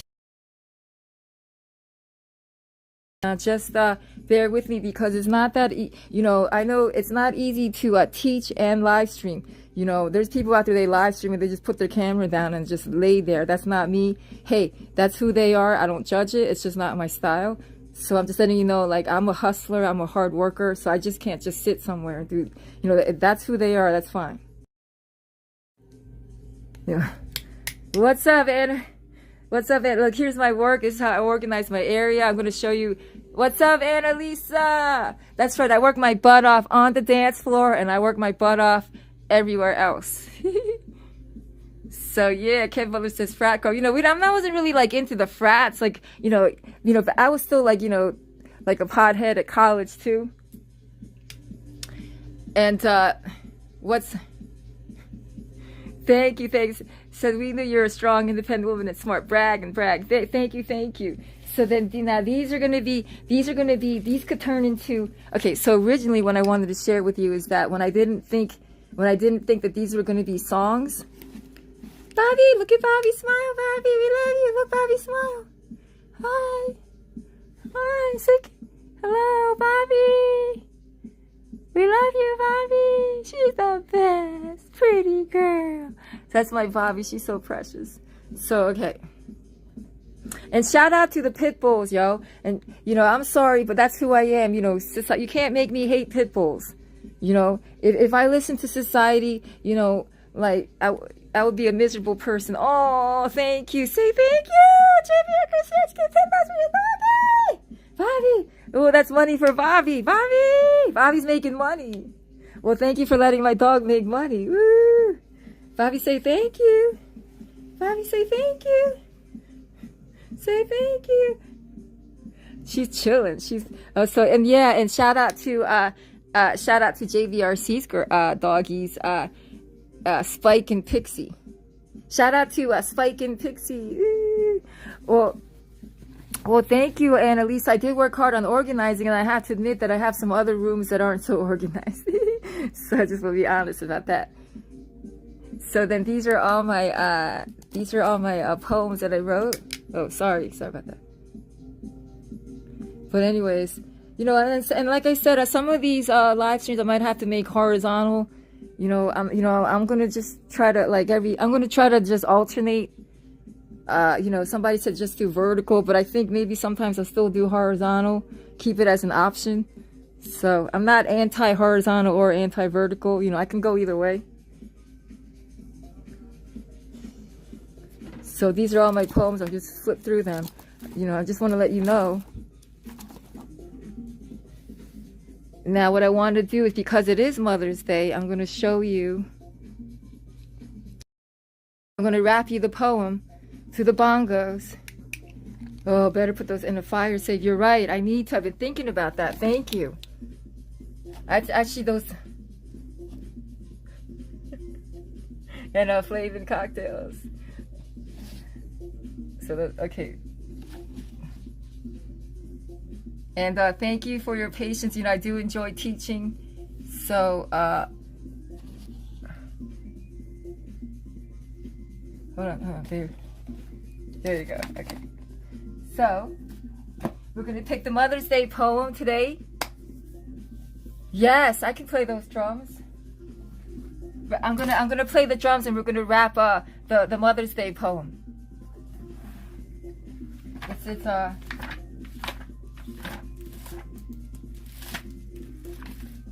wait, hold on.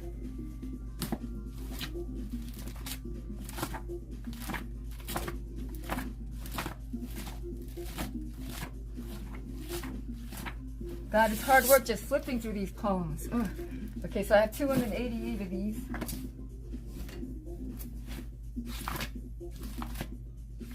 Alright, I'm gonna pick a poem and I'm gonna rap it to the bongos, y'all. And I'll keep this going for like 20 more minutes, because I'm sure y'all have other things to do. I mean, I might go to the Cat's Meow later tonight or tomorrow. Bless you, Bobby, bless you. And JBRC Garage, you know that whole I wrote a movie treatment, and then I put together the rap to it. Thank you. Rub the nipples.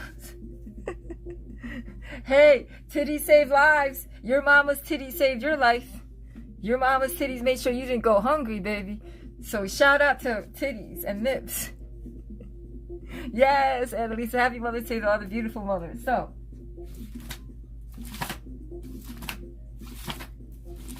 like I said, I wrote 288 of these, but I only know like about 12 by heart.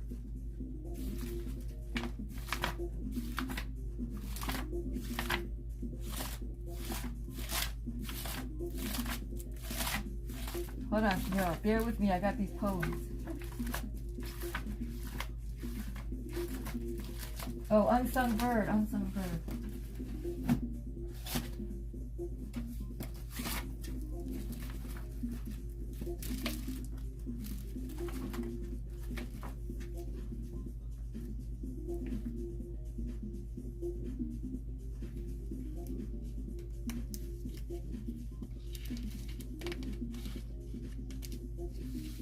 So here you go. This is Unsung Bird.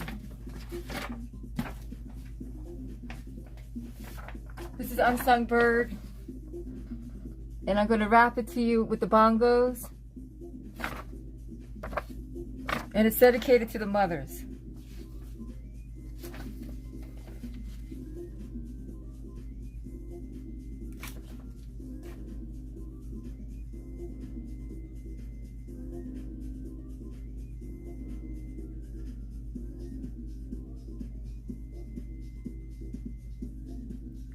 Yes.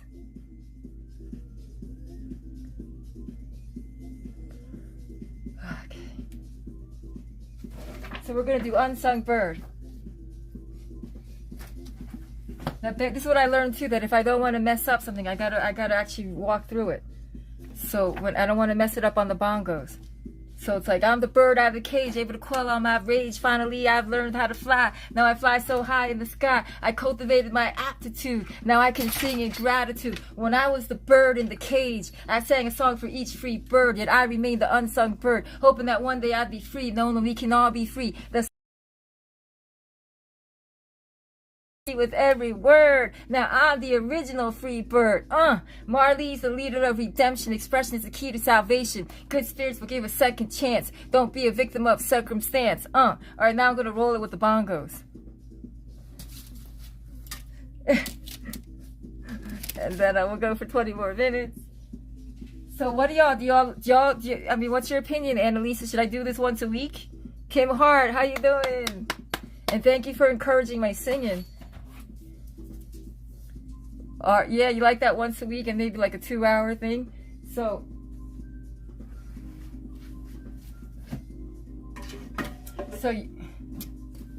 y'all want to hear? Okay, so we got the bongos going. Hold on, let my dog out.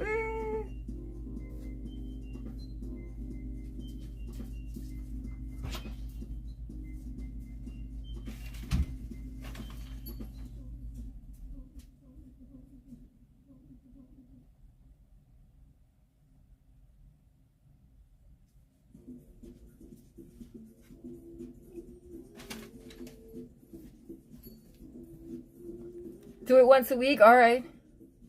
Go ahead, get high. You know, let's get high now. Hold on, let's take a little break and smoke. Shit.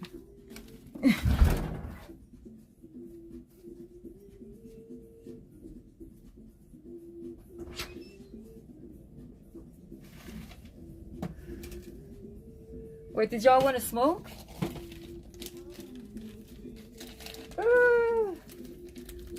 Yeah, take a little. Yo, wait, hold on. Let's take a look. That's what I'm saying.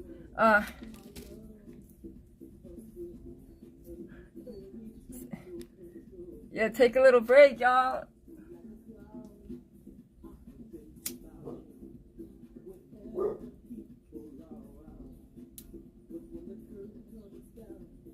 Hey, yo, check this out.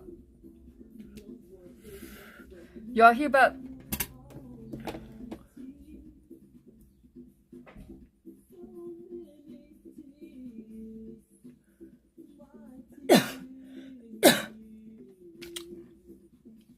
So,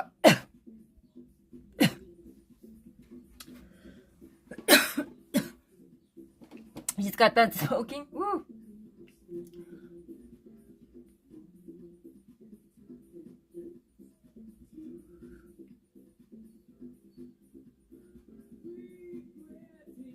Okay.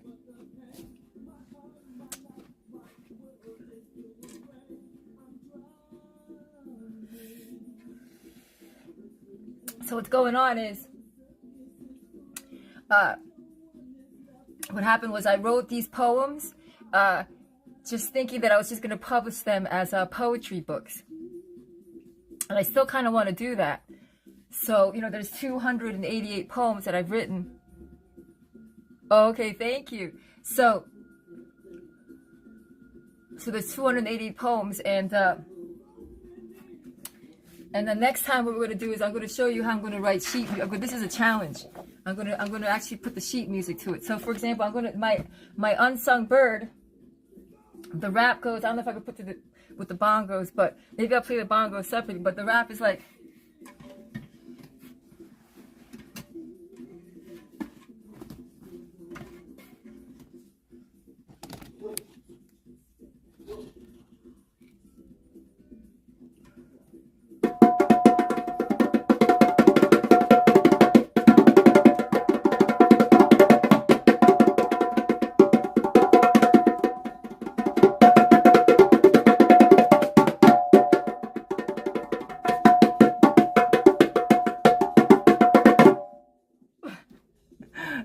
Anyway, so playing the bongos is how I learned how to rap.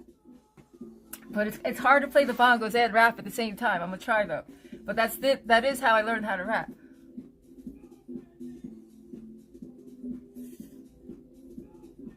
So first, I was writing these poems thinking I'm just gonna be a poet.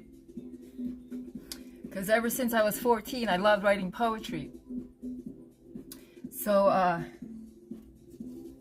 like at school I was like, I really loved, I have to admit, I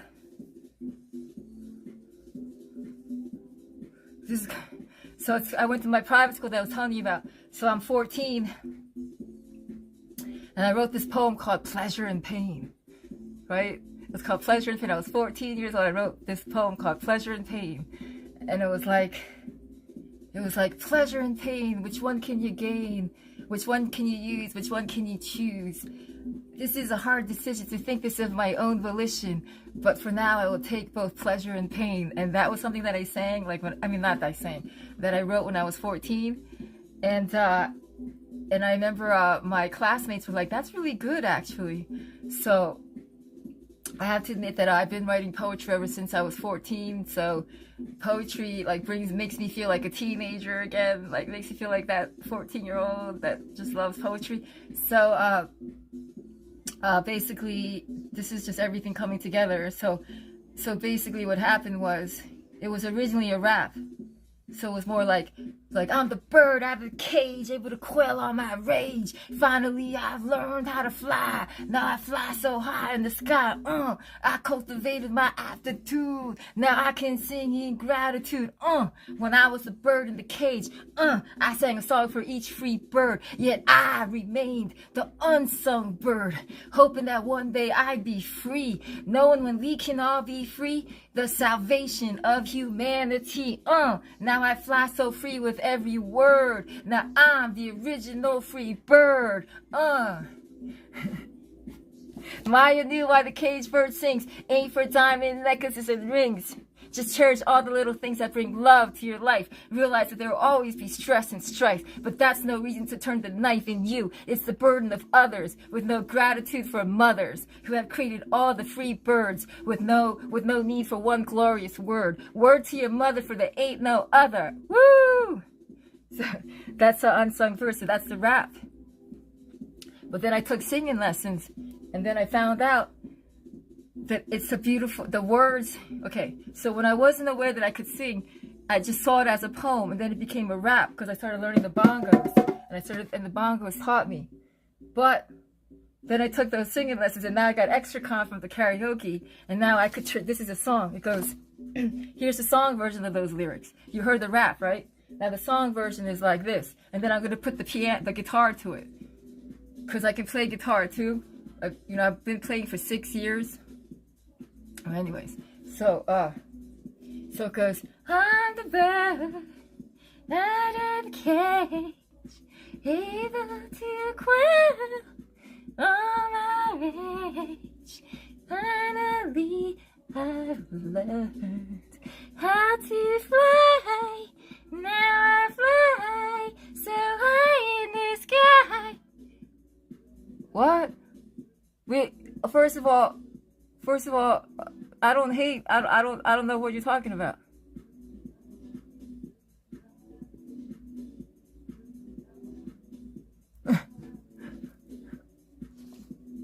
I don't know what you're talking about. We're not hating on any channel. I told you what's going on. If I speak bad of any channel, I have to receive a $100 fine. So like I said, all y'all, and I'm going to extend it right to y'all. I'm trying to be as light as possible. I will not speak ill of any channel. Not even if they speak ill of me. And furthermore, y'all can come in and talk about that channel. If you love that channel, feel free to mention that channel. And as a matter of fact, only mention the channel if you got something good to say about it. And I could care less if they don't like me or whatever. I'm not, a year ago, I was a different person. And today, I'm going to be different. And like I said, I'm going to, basically, and I'm going to extend it to everyone. Feel free to talk about any channel you want. Because I'm from Georgia, and I do what I want. Yo, I'm from Georgia. I do what I want. That's what we do. We from Georgia. When we from Georgia, we do what we want. Do what you want first. So this is what I'm going to say to you. And this is, and I just want to let you know when I'm doing these things, and that's why I don't drink, because I can't control myself when I drink. But I have to admit, I thoroughly enjoy weed because I have a lot of self-control when it comes to weed. So that's why I choose to just smoke weed, because I never lose control on weed. I mean, I'm just a little funnier. Maybe I'm a little more, maybe my eyes are more, maybe my eyes go from chinky to extra chinky, but you know what? I'm in control. So, I don't care how chinky-eyed you think I am, motherfucker. And you know what? Shout out, and if you're going to shout out to all the mothers of the world, y'all best be shouting out to the bad motherfuckers of the world, too. I mean, I'm talking about in a good way. Y'all best be shouting out to the motherfuckers, too. Because this is what I'm learning in life. Y'all cannot... Kevin Butler said I'm more stupider. Wait, but Kevin Butler, on Friday night, you were bragging about how you were ambidextrous, and because don't forget, did you know that your left brain controls your right body? Do y'all know that your right brain controls your left body? So, thank you, Annalisa. So I'm telling you. So I just want to let you know that's why I'm, but I like to be social, and I'm not going to say no to a pina colada ever. Okay. I'll try to stay away from drinking, but if motherfuckers is gonna buy me a motherfucking 25 double deluxe pina colada with motherfucking whipped cream and cherries on top, I ain't saying no to that. I try not to drink, but if you want to get me a deluxe pina colada, I'll drink that up, baby. I'll drink it. It ain't going to waste, baby. Anyways, because plus if I do drink, I have to smoke weed because if I drink, the weed will balance me out, and that's what I love about smoking weed, that if if somebody bought me a pina colada, and and that pina colada was so damn good, and I was just savored every last drop, and I was sucking on that cherry. Thank you, Kevin Weed. Thank you, Kevin Butler. Woo! So I just want to let you know. So I just want to say, please help me out, y'all. I'm just trying to be a better person. So, like I said, I think that's very fair. I think that I feel that I have to lead by example. So if I can control myself, and I know that I have a tendency to be a little petty or vindictive, I know that about myself. So I actually have to smoke the weed to control myself, So, and that's why I kind of have to avoid drinking. I'll be honest with you, because if I drink too much, I'm a fight. I start wanting to fight. That's why I smoke weed. I'm smoking weed not to save my life. I'm smoking weed to save my worst enemy's life.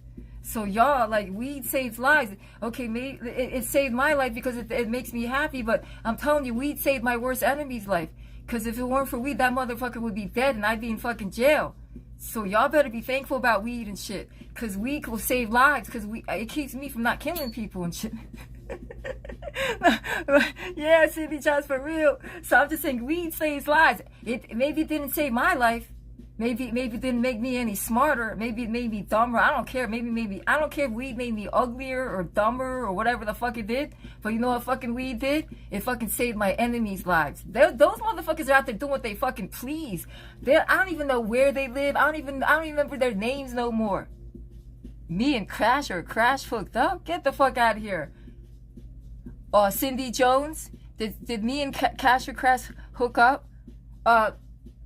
I never hooked up with Cash or Crash, but I really think Coach is a very nice man, and I think that he's got a great live stream persona. I respect his, I love his comedy. I think he's got different types of comedy, and I'm a comedian myself. I'm not a professional comedian, but I really do respect Coach of Cash or Crash. I love his comedy. I think he's got a very pleasant demeanor. I don't know him 100%, so I'm sure we all have our flaws. Nobody's 100% good. But what I know of him, I think it's admirable, and I'm not going to judge him as a person because I'm not familiar with him as a person, but I'm going to evaluate him as a dignified live streamer, and I think that Coach deserves his success, and I think as a live streamer, he's very dignified, and what seems to be an overnight success for Coach is really not. He worked hard. He made over like 5,000 videos, and he kept persevering. So I just want to let you know, like, y'all may think that's some kind of overnight success, but that man worked hard, and now he's reaping the fruits of his labor. I admire that. I do admire that. And honestly, like, I'm gonna just speak on the good things that I see, and from other channels. I think that there are a lot of other live streamers that are just tremendous and way better than I am in the live streaming world, just way better than me in every way. Like they have more subs, they have more views. There's people that are just like I'm like whatever, like that's not where I'm winning. That's not where I'm winning. I know that. Where I'm winning is my individuality, and that's why I'm trying to do more of these live streams where it's not where it's not reduced to numbers. And I'm trying to keep these live streams because, honestly, like, live streaming is a choice. It should always be a choice. I mean, shouldn't people be live streaming because they choose to do it? So, I'm just choosing to live stream. So, and same thing with positivity. You can't force positivity on people because positivity has to be a choice in themselves. And then, like I said this again, Cindy, who are my favorite live streamers? Oh, thank you, Cindy. Because Cindy, there you go. Cindy is in the spirit of this live. Okay, first of all,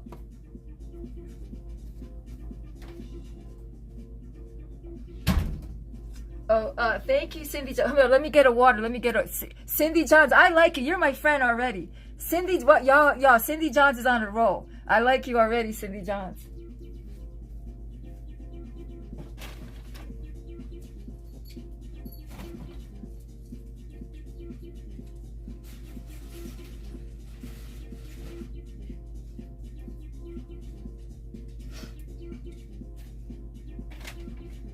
Well, you know what, Cindy? You know what I want to do for Cindy? You know what I want to do for you, Cindy?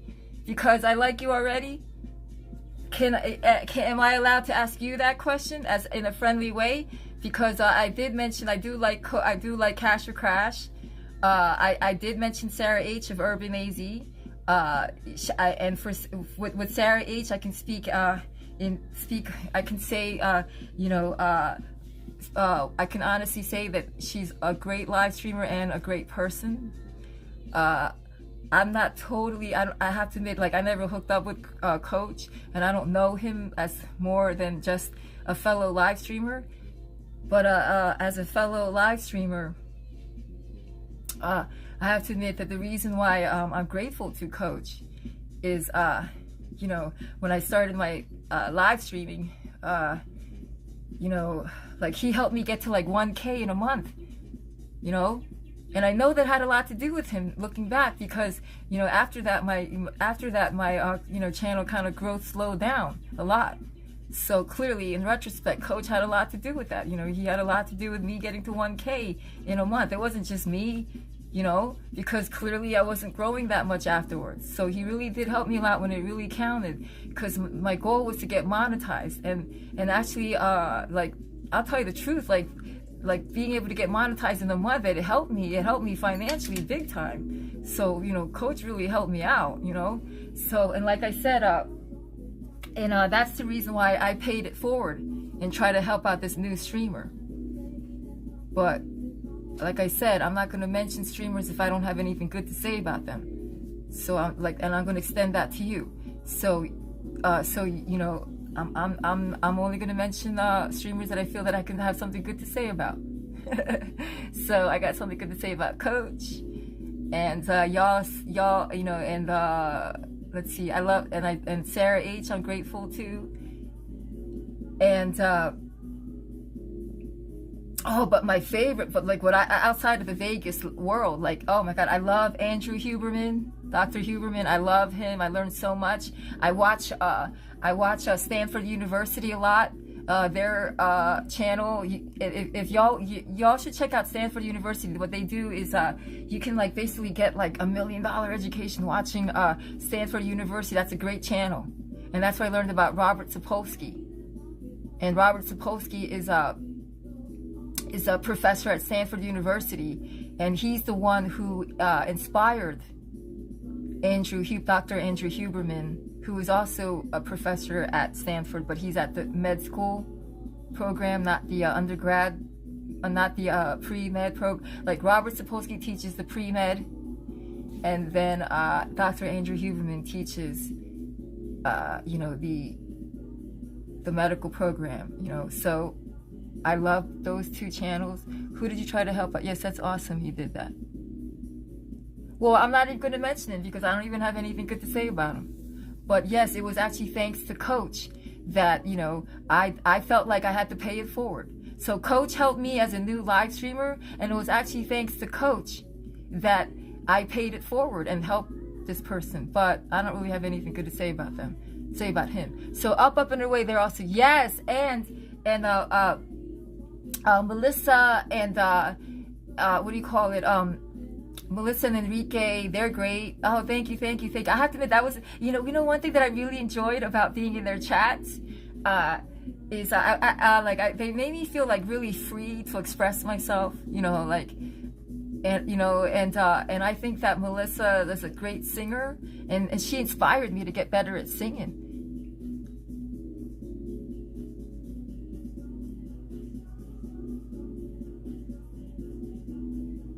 Yes, there is a reason. I felt that, maybe, it might help me, get more views or get more subs. I'm trying it out. But, just because I may be doing this vertical thing for a while doesn't mean that I'm automatically, anti-horizontal. I honestly think that maybe it's good to do both, sometimes. And now because I'm doing this from experience, I'm seeing that maybe it would be, better to do these home tutorials horizontal, because I think it'd be more, because I'm having a hard time with teaching this. I think the horizontal will be better for this. So like I said, when I first started this chat, I said, please, bear with me, because I never did this vertical live stream tutorial. And I have to admit that, it's not easy to try to do a live stream and teach at the same time. And that's what I'm doing. I'm teaching and live streaming. And, other people could just, sit on their asses and gossip all they want, but, I'm teaching. So, and like I said, I'm not judging them. Because if I'm going to judge them for judging, then that makes me a judger too. So, I don't want to be a hypocrite. So, like I said, I'm trying not to judge.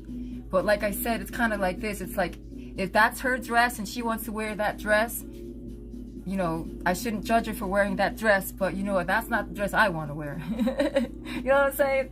So, like, hey, what's up, the gentleman? Coach is cool, that real boy isn't. He buys, subscribe, and tries too hard to fit in. Oh, okay, all right, but don't forget Cindy Johns. We're only mentioning people if we have something good to say about them. So, like I said, we're not mentioning anyone unless they have something good to say about them, and I have to follow that rule myself. And if I violate that rule, you will have to find me, and I'm gonna have to. Whoever calls me out. Whoever catches me first violating my rule that we're only going to mention people if we have something good to say about them, I'm going to have to cash out you $100. You can find me. No, I'm real. You can, you're gonna have to, I'll find, you have to find my ass. You know what I'm saying? So no, Cindy Johns, I'm just saying that, in order to be no worries, Cindy Johns. All I'm saying is that and sometimes, in order for us to expand our minds, sometimes you also have to put some limitations. Sometimes you have to, like what I learned from experience. And I'll give you a perfect example. Here, I'll show you. There you go. I'll show you something that I made, and I'll show you exactly. There you go. Perfect. Here we go. I'm going to show you how to make these fuzzy headbands. I just want to let you know Tess, you must watch Harold Balder. He's a great streamer. Thank you. Like, please, it's like, let me know about any streamers that you think are great. I mean, even the ones that don't even like me, you know. We're only gonna mention good things. If you like this streamer, I don't care if this streamer doesn't like me. And if you like them, you could feel free to mention them and say something. All right, take care, Cindy Johns. But, you know, I hope you come back. And, you know, I'm just saying that, you know, if we're going to be open about certain things, then we have to, like, draw the line on other things. You know what I'm saying? You know, if you want to expand your mind, sometimes you have to draw the line. You know, you got to expand your mind. You got to draw the line. Because when you do that, it's so fine. That's right, baby. Woo. And I'm trying to practice my freestyle. Oh, that's wonderful, Cindy. That's wonderful. If you have something, if you're enjoying that, that's perfect. Because the worst kind, you know, this is what I'm trying to do. I'm trying to be a better person. You know, if somebody likes something, who am I to say, someone or something, who am I to say they shouldn't? Who am I to say that? You know, that's called killjoy. So I'm trying, you know, y'all can enjoy whoever you want.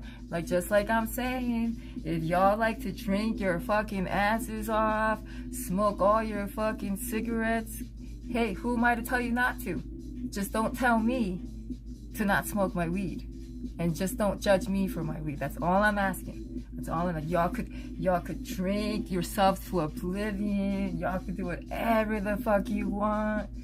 You know, smoke your fucking cigarettes, drink this, drink that, do whatever the fuck you want. You stick a dildo up your butt. Hey, that, you know, that's your prerogative. You can stick whatever dildo. Hey. If you're sticking a dildo up your butt, I'm proud of you, because that's safe sex. Anyways. Oh, wow. Thank you, Rome the Gentleman. And Rome the Gentleman, shout out to Rome the Gentleman. Rome the Gentleman is a great singer and great dancer. He got no shame in his game. Check out his IG, y'all. And thank you, Rome the Gentleman, for gracing us with your presence. You know? So, and what else? Okay, so are y'all following me? Like, I think I'm trying to be fair. You know, I'm saying that y'all can express what, if you like someone, you like someone. If you like that channel, you like that channel. Hey, they don't have to like me, you know?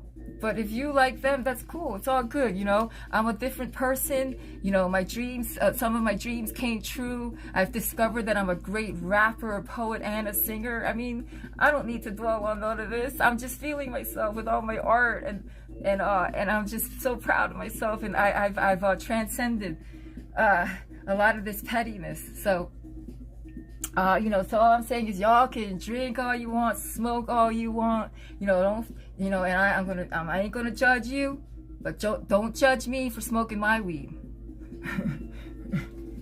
So that's all I'm asking for, you know. Don't judge me, I won't judge you. That's what you do, that's what I do, baby. There's a lot of people that like you, and there's a lot of people that like me, and there's a lot of people that don't like you, there's a lot of people that don't like me. Oh, thank you, Coach Shiv. That's what's up. And you know what else?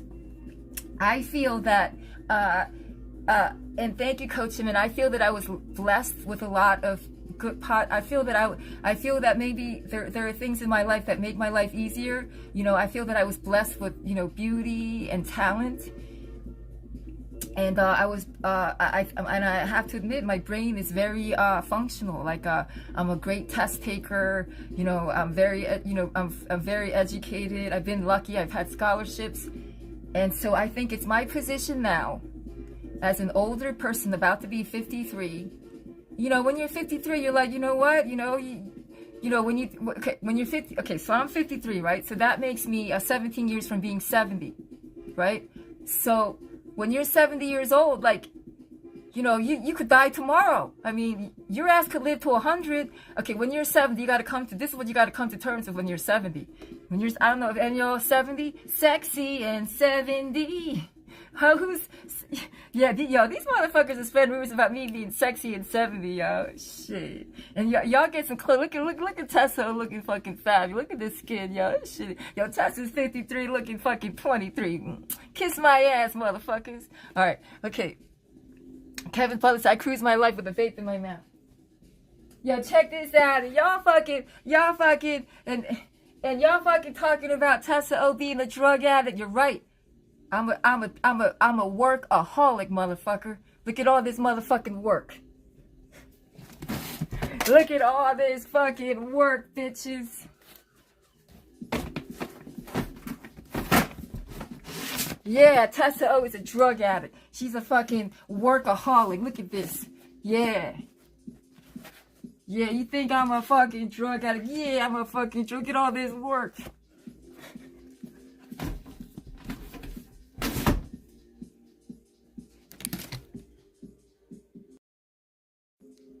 Yeah, motherfuckers. You see all these? Look at all these fucking patterns.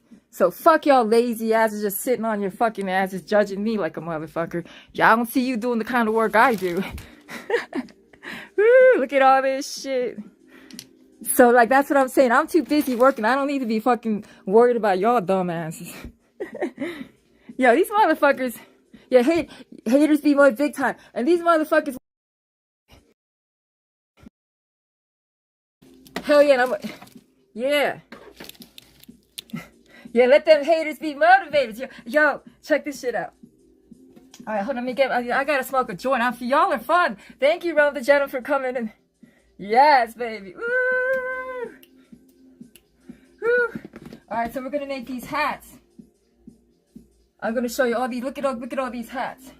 I gotta finish them up though. I gotta put the hook and loops. Look what Tessa O be doing when she ain't on Fremont. Look what Tessa O be doing, yeah. Woo, look at this shit. Take that, bitches. Take that. Take that. Yeah, I'm a fucking I'm a fucking drug addict. Yeah, I'm a workaholic, motherfucker. Look at this shit, bitch. So, all right, anyway, sorry. All right. Yo, and I'm saying that I'm not, and I'm gonna end. All right, so judge me on my rolling weed. Can y'all wait? Can I teach you how to roll a good joint now? Can we? I'm gonna teach you how to roll a good ass joint. Y'all, rolling a joint 101. Woo. We get back to the source of our inspirations. Just know the inspiration and avoid the desperation. Yo, love is better than money. Money is better than sex. I live a life so free because I got all three. But yo, no reason to get mad. Yo, 2 out of 3 ain't bad.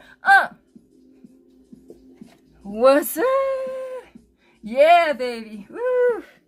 Yes. Yeah, that's what I'm saying. Yeah, and that's what's up. I don't see y'all getting mad about Jeffrey Bezos or fucking Elon Musk, being a multi-billionaire. Fuck that. And then y'all get mad about Taylor Swift because a woman made $1 billion. Y'all get mad about Taylor Swift because you don't like country music or whatever. It's like, y'all, and I don't even get me started. Y'all get mad about, and women are starting to make their own fucking money. Y'all get mad about that. Fuck that. You know what else? I'm a motherfucking Swiftie. Because I always admired, Taylor Swift for her entrepreneurial skills, but I didn't really know her music. Woo! And then I was at the supermarket and I heard a song and it was called Lover. Oh my God, Taylor Swift is awesome. And this song hit me, it was called Lover. Oh God, and this song really hit me. And there's another song, well, I Knew You Were Trouble, and it's called Lover, but they don't have Lover. And I'm a motherfucking Swiftie, yo. So all I'm saying is I actually started listening to some of her songs. She's got great songs, and she's a great songwriter, and she's a hero to me. She's a woman that became a billionaire. And if y'all are gonna really hate on Taylor Swift for making all that money, you need to get your hate right. Y'all haters aren't getting your hate right. So if you're gonna hate on Taylor Swift, y'all really need to hate on Rihanna, because Rihanna is twice as richer. I'm just saying, if y'all gonna hate, I'm not saying you shouldn't stop hating, but you gotta start hating on the right peeps. So if y'all are mad that Taylor Swift is a billionaire, then y'all need to be doubly mad about Rihanna being, being worth $2 billion. Y'all need to start hating on the right peeps. If you're gonna hate, hate on the right peeps. Get it right. Why are you hating on Taylor Swift? You should be hating on Jeff Bezos, because he's 200 times richer. Why y'all hating on Taylor Swift? You should be hating on Elon Musk. Hate on the right people, yo. If you're gonna hate on people because they're rich, hate on the right ones. All right, you like Loretta Lynn? Oh wow, I want to get into that country music, and that's another thing. And what you got to understand is that Taylor Swift is a businesswoman, and she's making royalties on her music, because what it is that you got to understand, America is country music. America. If you go, okay, apart from the West Coast and the East Coast, if you drive from like New York City and you drive and you go from New York City to LA, it's all there. You in the middle of a middle America. There's more cows than people. So people really love their fucking country music, and she's getting royalties from the radio station. Yes, thank you. And oh, you know what else? And I like the crossover shit too. I like that. You ever heard that? What's that guy? She was a honky tonk. I like it when they mix that hip hop and country. You know what I'm saying? That's what I'm saying. Like, country and hip hop be fighting, but all they need to do is put country and hip hop together. Like Luke Bryan, thank you, Luke Bryan. Yeah, is that the Country Girl Shake It For Me? Country Girl Shaking It For Me? Who is that? Luke Bryan? They got that at the Cat's Meow. I'm just saying, y'all, like, the country and hip hop, y'all need to stop fighting like that. You know, y'all need to put that country and hip hop together. Think about it like this. And that's what I'm saying with white people and black people, yo. Like, when white people and black people don't get along, it's sad, you know? You know, like, when white people and black people, when they get it all wrong, and you fighting, and they mad about this and this and that, and white people this, black people that, when white people and black people fight, it ain't right. Because when white people and black people get together, shit gets right. Shit happens. I'll give you perfect examples. When white people and black people get together, you know, when they get busy in that bedroom, or, you know, whatever they're doing, and they're making that peace, you know, and they getting the peace and they making peace. White people, black people, Asian people, all y'all people. First of all, y'all need to make peace and get a peace. Let's make peace and get a peace. I mean, I would do a coffee mug, and I would have one side of the coffee mug, it'll be like, make peace. And then the other side will say, get a piece. It'll be like, y'all gotta make peace and get a piece. Oh, thank you, Daniel R. Thank you for gracing us with your presence, and I'm actually really enjoying myself.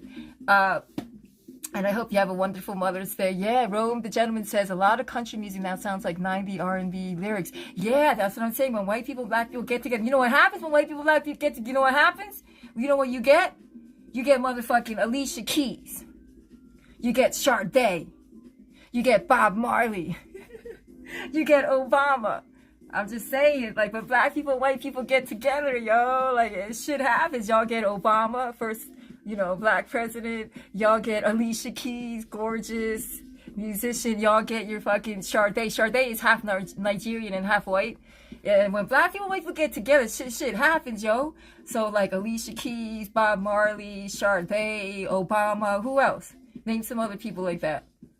But yeah, when black people and white people get together, hey, shit happens. Y'all need to stop fighting, man. And y'all need us Asian people to be the go-between.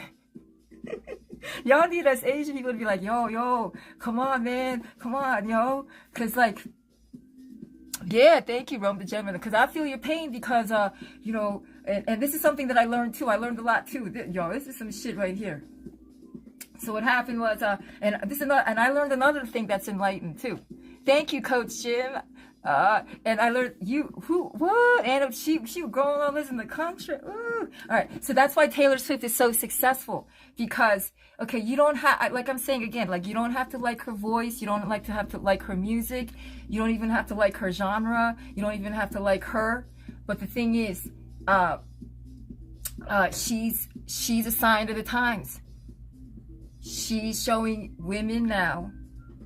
Women making their own money, empowering themselves, making their own money. And Taylor Swift is a sign of the times and is a move forward for women. So, you know, every time, you know, honestly, every time Taylor Swift sings and you don't like her music, it doesn't matter. Because every time she sings, every time she succeeds, and you know what? It's going to be a waste of time to hate on her, because that woman is going to be a trillionaire by the time she's 52.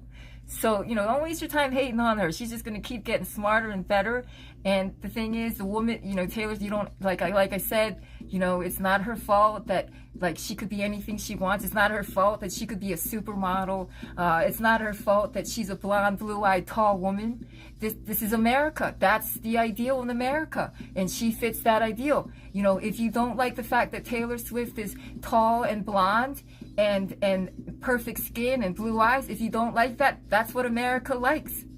And if you don't like that, you don't have to, hate her. You can decide you like something else, You can decide you like the morena look, and you can have the bigger, you don't have to, I'm just saying, it's up to you. It's all in your hands. You don't have to adhere to that beauty standard, and you don't have to get mad that someone else adheres to that beauty standard and became successful that way. So all I'm saying is, I'm trying to be enlightened as a woman, Taylor Swift, yes, and oh my God. Like, I could just, like, sometimes I just stare at Taylor Swift's perfect skin, and it makes me want to cry.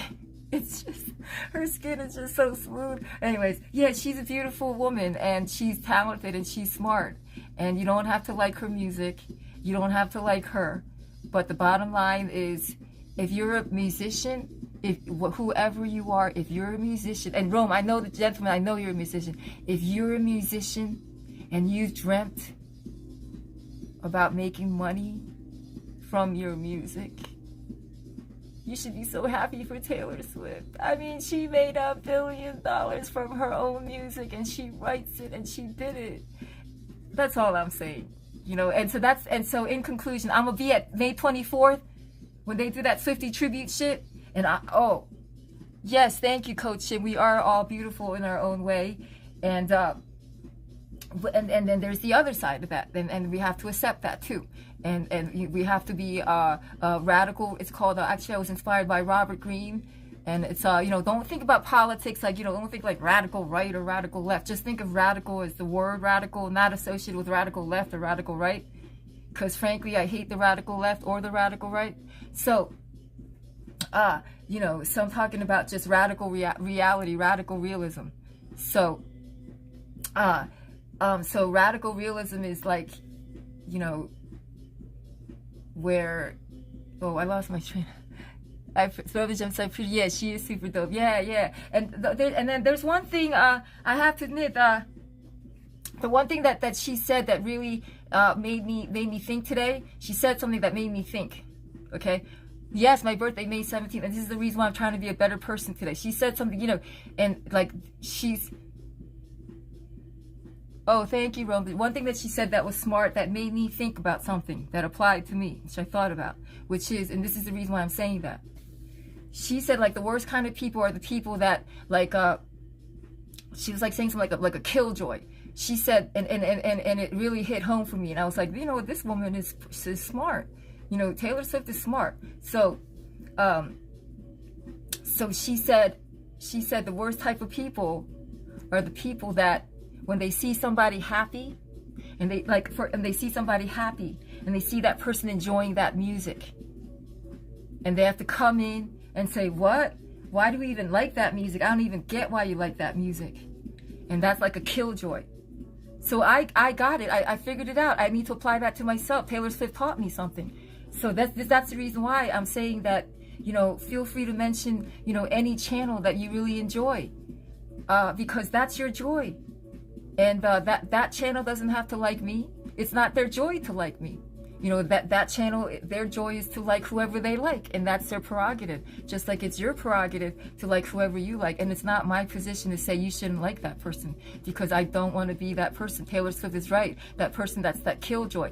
I'll give you a perfect example. If I see somebody like eating seafood, and I just see them just loving the seafood.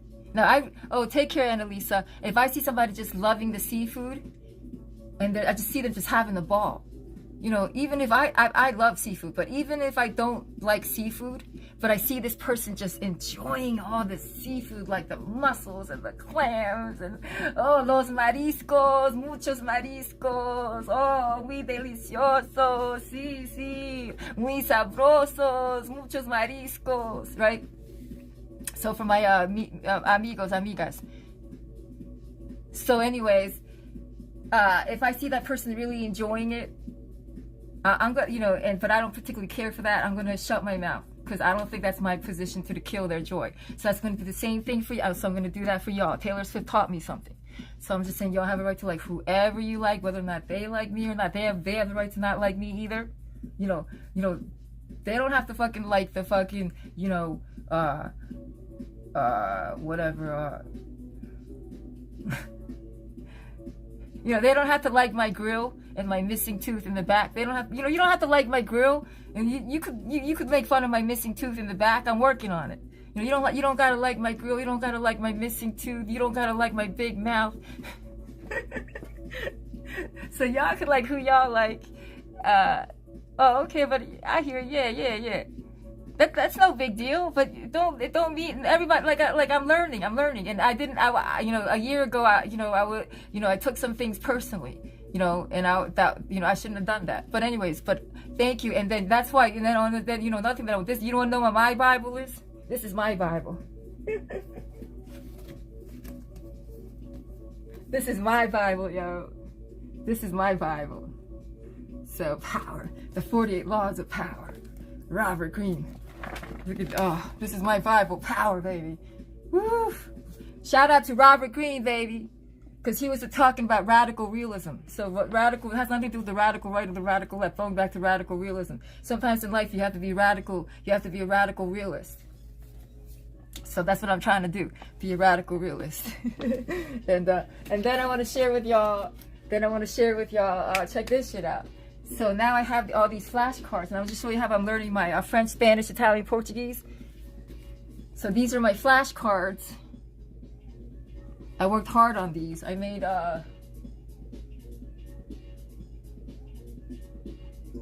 like 24 of these stacks. So this is how I'm learning my languages. So when I go to the Spanish, see here, it goes, you see like here you got the French, you know, the French, Spanish, Italian, Portuguese.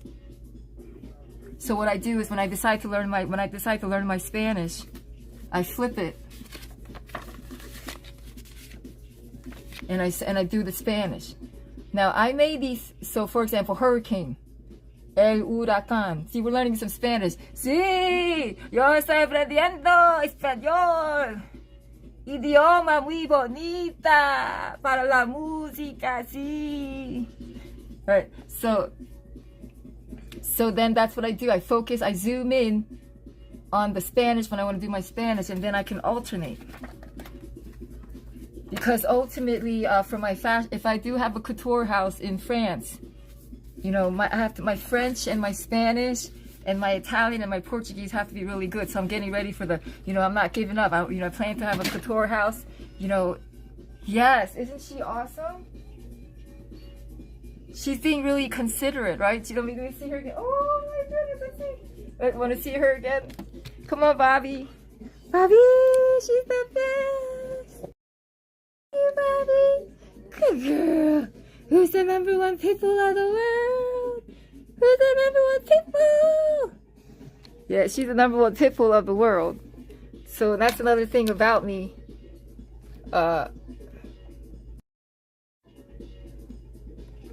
Like I have to say, that's another thing too. Like, you know, they try to make me hate pit bulls, but you can't make me hate stuff. You can't make me hate stuff I don't hate. You know, I love pit bulls. So like I said, I don't want to make anybody hate anything. So if you like that person, feel free. Oh, thank you, GW. And, well, I got a really great story about her. So, wow, this is amazing. So what happened was, in 2006, hold on, let me just bear with me over here. Hey, Watanabe, yeah, we're chatting, getting, you know. So in 2000, we're playing the bongos.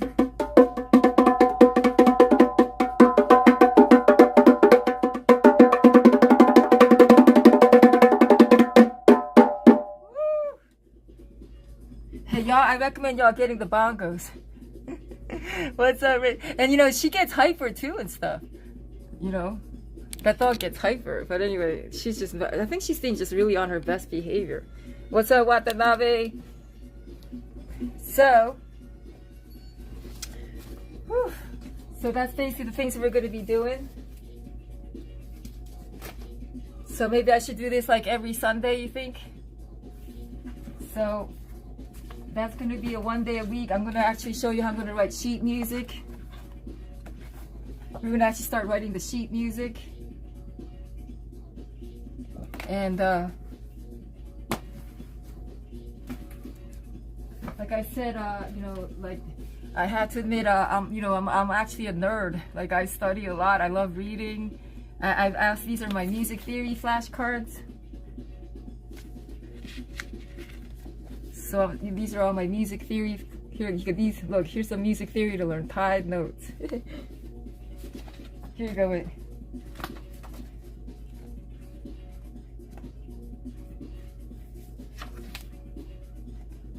Anyway, so we're gonna learn how to read sheet music. We're gonna learn how to write sheet music.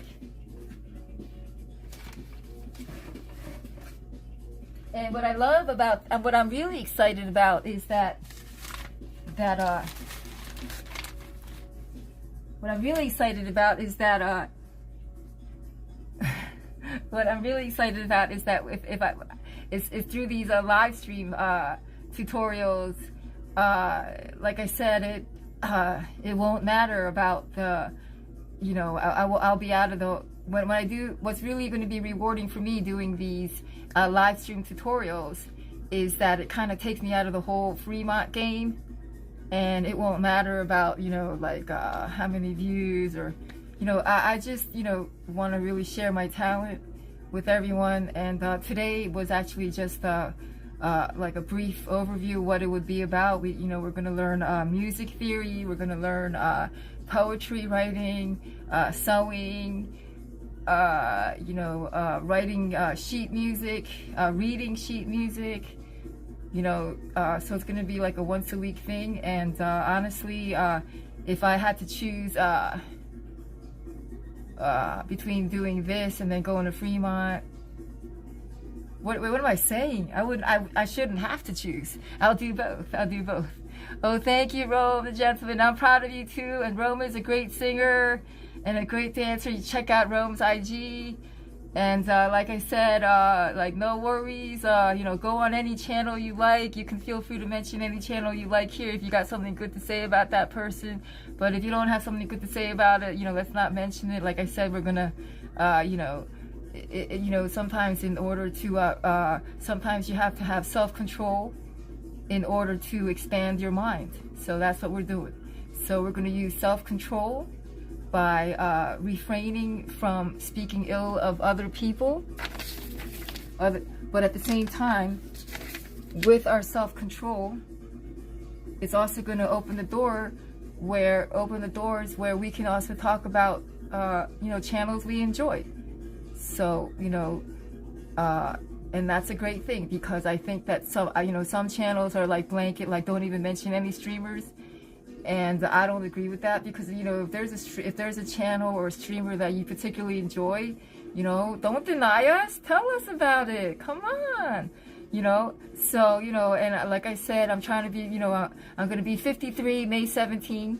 So, you know, I'm learning every day how to be better, and I think I'm doing a pretty good job. And Rome the Genesis, I'm starting to go live on YouTube as well. Thank you for the shout out. Yeah, go for it, baby. And Rome, thank you for choosing to be neutral about a particular matter that involved a particular YouTuber B. So thank you. You know, that YouTuber A, YouTuber B thing. So thank you for being neutral about it. You know, I know that person got mad at me about something, but, you know, I'm just glad that, Rome, that you showed up, and like I said, you know, feel free to support whoever you support. I'm not here to take your joy away, and you know, who am I to take anybody's joy away? You know, joy is hard to find, and if you're finding your joy and you're delirious, if that's what makes you happy, like, go for it. Just like I admit to you, like, you know, if I couldn't smoke weed, I'd be a miserable person. You know, I like to be, you know, I don't enjoy alcohol that much. I don't, you know, so if I don't, you know, I try not to judge it. It's just that my body doesn't really enjoy it. But, you know, just because I don't particularly enjoy alcohol, you know, I'm learning that there are people that enjoy alcohol the way I enjoy weed. So I'm going to be accepting of them, and I'm going to hope that they're going to be accepting of me, because the way that they love their alcohol, like, that's how much I love my weed, you know? You know what I'm saying? Did you show off your bong? Oh, should I show off my thong bong? Oh, wait, I don't got a dong to show, but I do have a bong and a thong. I do have a bong and I don't got no dong, but I might get a candy dong. All right. I'm not, you know, and wait, hold on 1 second. This is my new bong, right?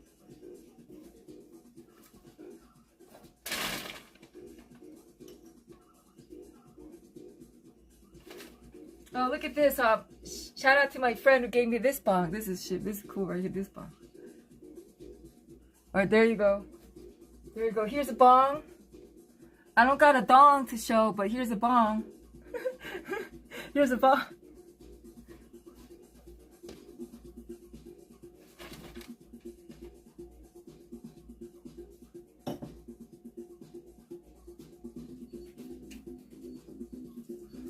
And here's the thong.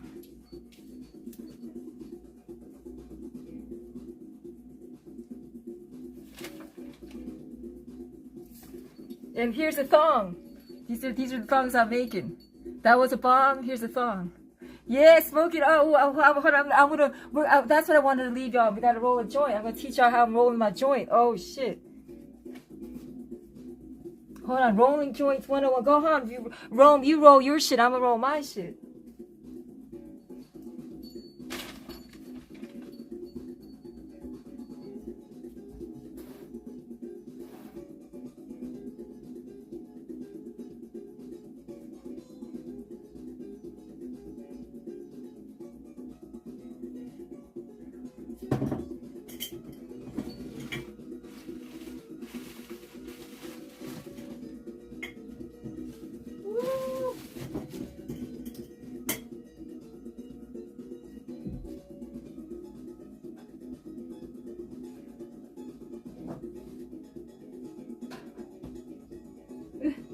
Alright,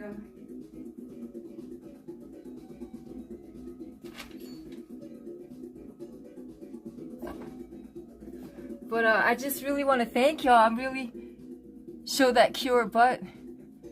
Show that cute butt. Yo, my skinny ass butt, my bony ass butt. Yeah. Shit. I smoke bones. I smoke bones. My ass is bones. I smoke bones. Wait.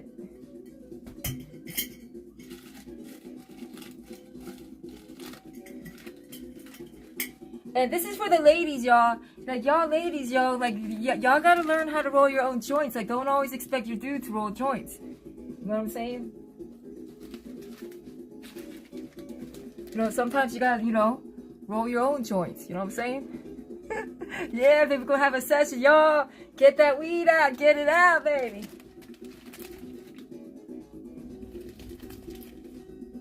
Woo. I'm smoking, wait, I'm smoking runts. I think I'm smoking runts.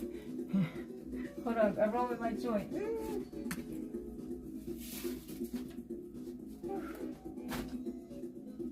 Yeah. So we go around. Yo, recognize the life force. Just look at the gift horse. Real straight with both your eyes. You got to recognize. Somebody worked from dawn to dusk. Somebody played a hustle. Somebody made real mad luck. Yo, that mad luck turned to sizzle. Yo, I'm worth more than gold. I made a move so bold. I started from the bottom. Do I grow my own dope? No, but I know some what do you call it? Growers. Like I know some grow bros, like in Humboldt. Can y'all hear me good? Like from here? Like, can you hear me from here? Oh, but bro, I'm smoking on something called Gushman's Indica. Ooh, what's up, Jacob Van Enck? Netherlands rep. We love Amsterdam, Amsterdam, Amsterdam #1. Woo! Woo! Yeah. So actually, I'm really excited. What's up, Rain? I'm really enjoying your company. I feel really like energized. Thank you. Like, this is really fun. I think I could really get into this, you know? But this is another thing. But I want to do is like somebody was concerned that like I'm only going to be doing this. I got to be social. I can't just be home all the time. Like, so there's two sides of me.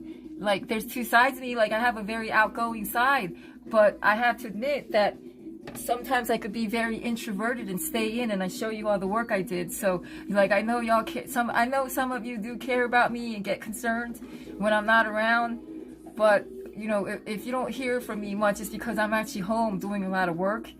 So I just want to let you know, like, I am a very outgoing person, but I am also, like, I enjoy being an introvert. You know, oh, I got to put my phone on the charger. What's up, Sage Red Out? Humboldt Green was the first weed that was referred to as chronic, or back in the day, it was all Mexico. That's what I'm saying. We getting that 420 IQ, baby. Woo! Woo! Party over here, baby. You guys, are you really proud of my dog? I think that she's being really considerate. Did you notice how considerate she was being? Well, let me put the phone on the thing. All right, y'all, bear with me, y'all. Okay.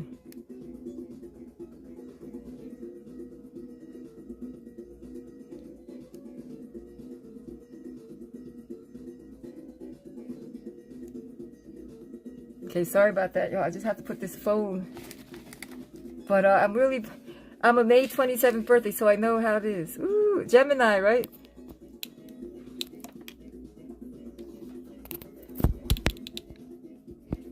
So are y'all proud of me? I think that's a really great thing to do. I mean, I'm going to try to live up to it. And like I said, if I break my rule, if I'm the one who breaks the rule, then I'm going to have to cash app somebody as punishment. I'm just trying to, that's how serious I am. I think it's a great resolution. You know, I think this is a perfect resolution. You know, that y'all can talk about whoever you like. We're not going to talk about who we don't like, and y'all can talk about who you do like. And even if that person don't like me, I don't care. And you know, because you won't even know who I don't like anymore, because I won't even be talking about it. How you going to know who I like or don't like anymore? I ain't even going to be saying shit. So I'm just saying that that's the reason why I try to stay away from... Oh, my...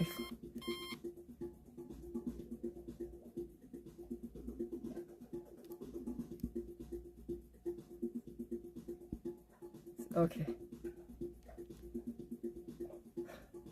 So hope this... Sorry, just... Oh.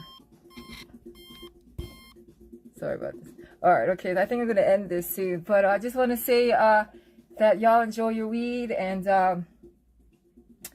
like you know, I have to you know, let people know, like, you know, I'm on Fremont having fun partying like a crazy person because I'm fitting in, because that's what we do on Fremont. But yo, when I'm at home, you know, I get a lot of work done, and I'm really enjoying these lives. This is amazing because I feel really revved up now, and I can like do even more further work. So thank you so much. I feel so energized. I really enjoyed this live stream, and I hope that I did give some good advice. I think that it's you know, I should lead by example, you know, and I should practice what I preach. So I should try really hard, you know, to practice what I preach and lead by example. And I feel that maybe I'm not the best influencer out there, but I think that I'm really good at influencing the influencers. So this is how I look at, you know what I'm saying? So like I said, I think that I may not be the best influencer, but I think I'm really great at influencing other influencers. You know, and like again, and I just say that, you know, maybe there's certain things that people have done that I've done for them, and maybe they should have been more grateful, but I can't control that. But I can control my gratitude. So, you know, that's why I have to remember to be grateful to Coach, because he helped me get to 1K in a month. And I know it had a lot to do with him, because after that, my channel didn't grow like that after that as much. So, you know, I'm going to give props to Coach. Like, I you know, I don't know him that well as a person, but I think he's a great live streamer. I think he's got a pleasant persona. I think he's funny. He reminds me of that Paul Harvey dude. You know, and I think he's, you know, and he worked hard, and it looks like an overnight success, but the guy made 5,000 videos. So y'all just keep working at it, you know. So Coach is my hero, and I'm like, damn, like maybe I should make, you know, ooh. I'm like, I made 150 videos. I'm like, damn, I need to make 4,850 more videos. I gotta be like Coach. So Coach, thank you for the inspiration, and enjoy all the channels you want.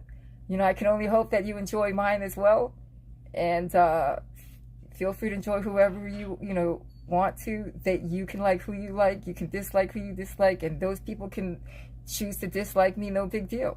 And you know what, maybe I don't like them either, but I'm not going to talk about it because I got too many sketches and raps. All right, so y'all, thank you so much, and thank you again for your generosity of time and spirit, and I hope that you came out of this smarter or more inspired. And I've been thinking about ASMR.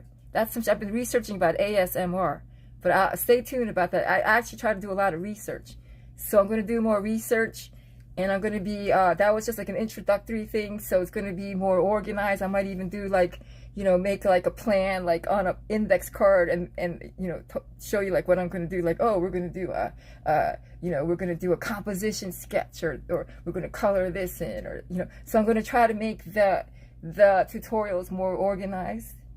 Oh, thank you, Rome the Gentleman. Thank you so much. So, you know, and thank you. And you know, I know I'm lucky. You know, I know I have you know, good looks and good talent, but it's on me to work on myself as a person spiritually, and that's what I'm trying to do. And I just really hope that like, I've really benefited from this, you know, almost 3-hour live stream. I feel really happy and empowered, and I hope that I was able to you know, have that transfer through the live stream somehow magically. So, all right, so y'all have a great night, and a happy Mother's Day, and I'm grateful to my mother no matter what. And she did give me the gift of music, piano lessons, when I was 7, and I see how that has been life-changing for me in every way. So, you know, y'all, like, give yourself the gift of music, and don't forget, don't hate on Taylor Swift. She was that little girl. She was that 5-year-old girl that learned how to play piano and play music. And look what she's that little girl that made it. You should love Taylor Swift. She made it. Her dream came true. And she worked hard and did it. And we should look at her as an inspiration. And I look at her as an inspiration because I hope to be a billionaire one day too. Oops, it slipped. Okay, all right, well, y'all enjoy and smoke those 5 marijuana. Smoke it up, baby. So, and take care, one love. And don't forget who got the original 420 IQ, Bob Marley. Yes. Because when black people and white people get together, good shit happens. Bob Marley, Sade, Alicia Keys, Obama. All right, y'all. Good night. Love y'all. And I might come out tomorrow or the next day for Cats Now because I didn't get to sing my songs. I want to sing Proud Mary. Proud Mary, keep on rolling. I'm gonna sing Proud Mary, y'all. So I hope to see you all when I go to Cats Now. Thank you, Kimber Boy. Yes, bye, Tessa. Bobby's such a good girl. She's gonna eat some. Oh, I better make her like a cheeseburger for being so good. All right, I'm gonna make a cheeseburger for my girl. And don't hate on pit bulls. Give pit bulls a chance. You know, they could be so loving. Look at my pit bull. Look how good she is. All right, y'all. So take care. One love.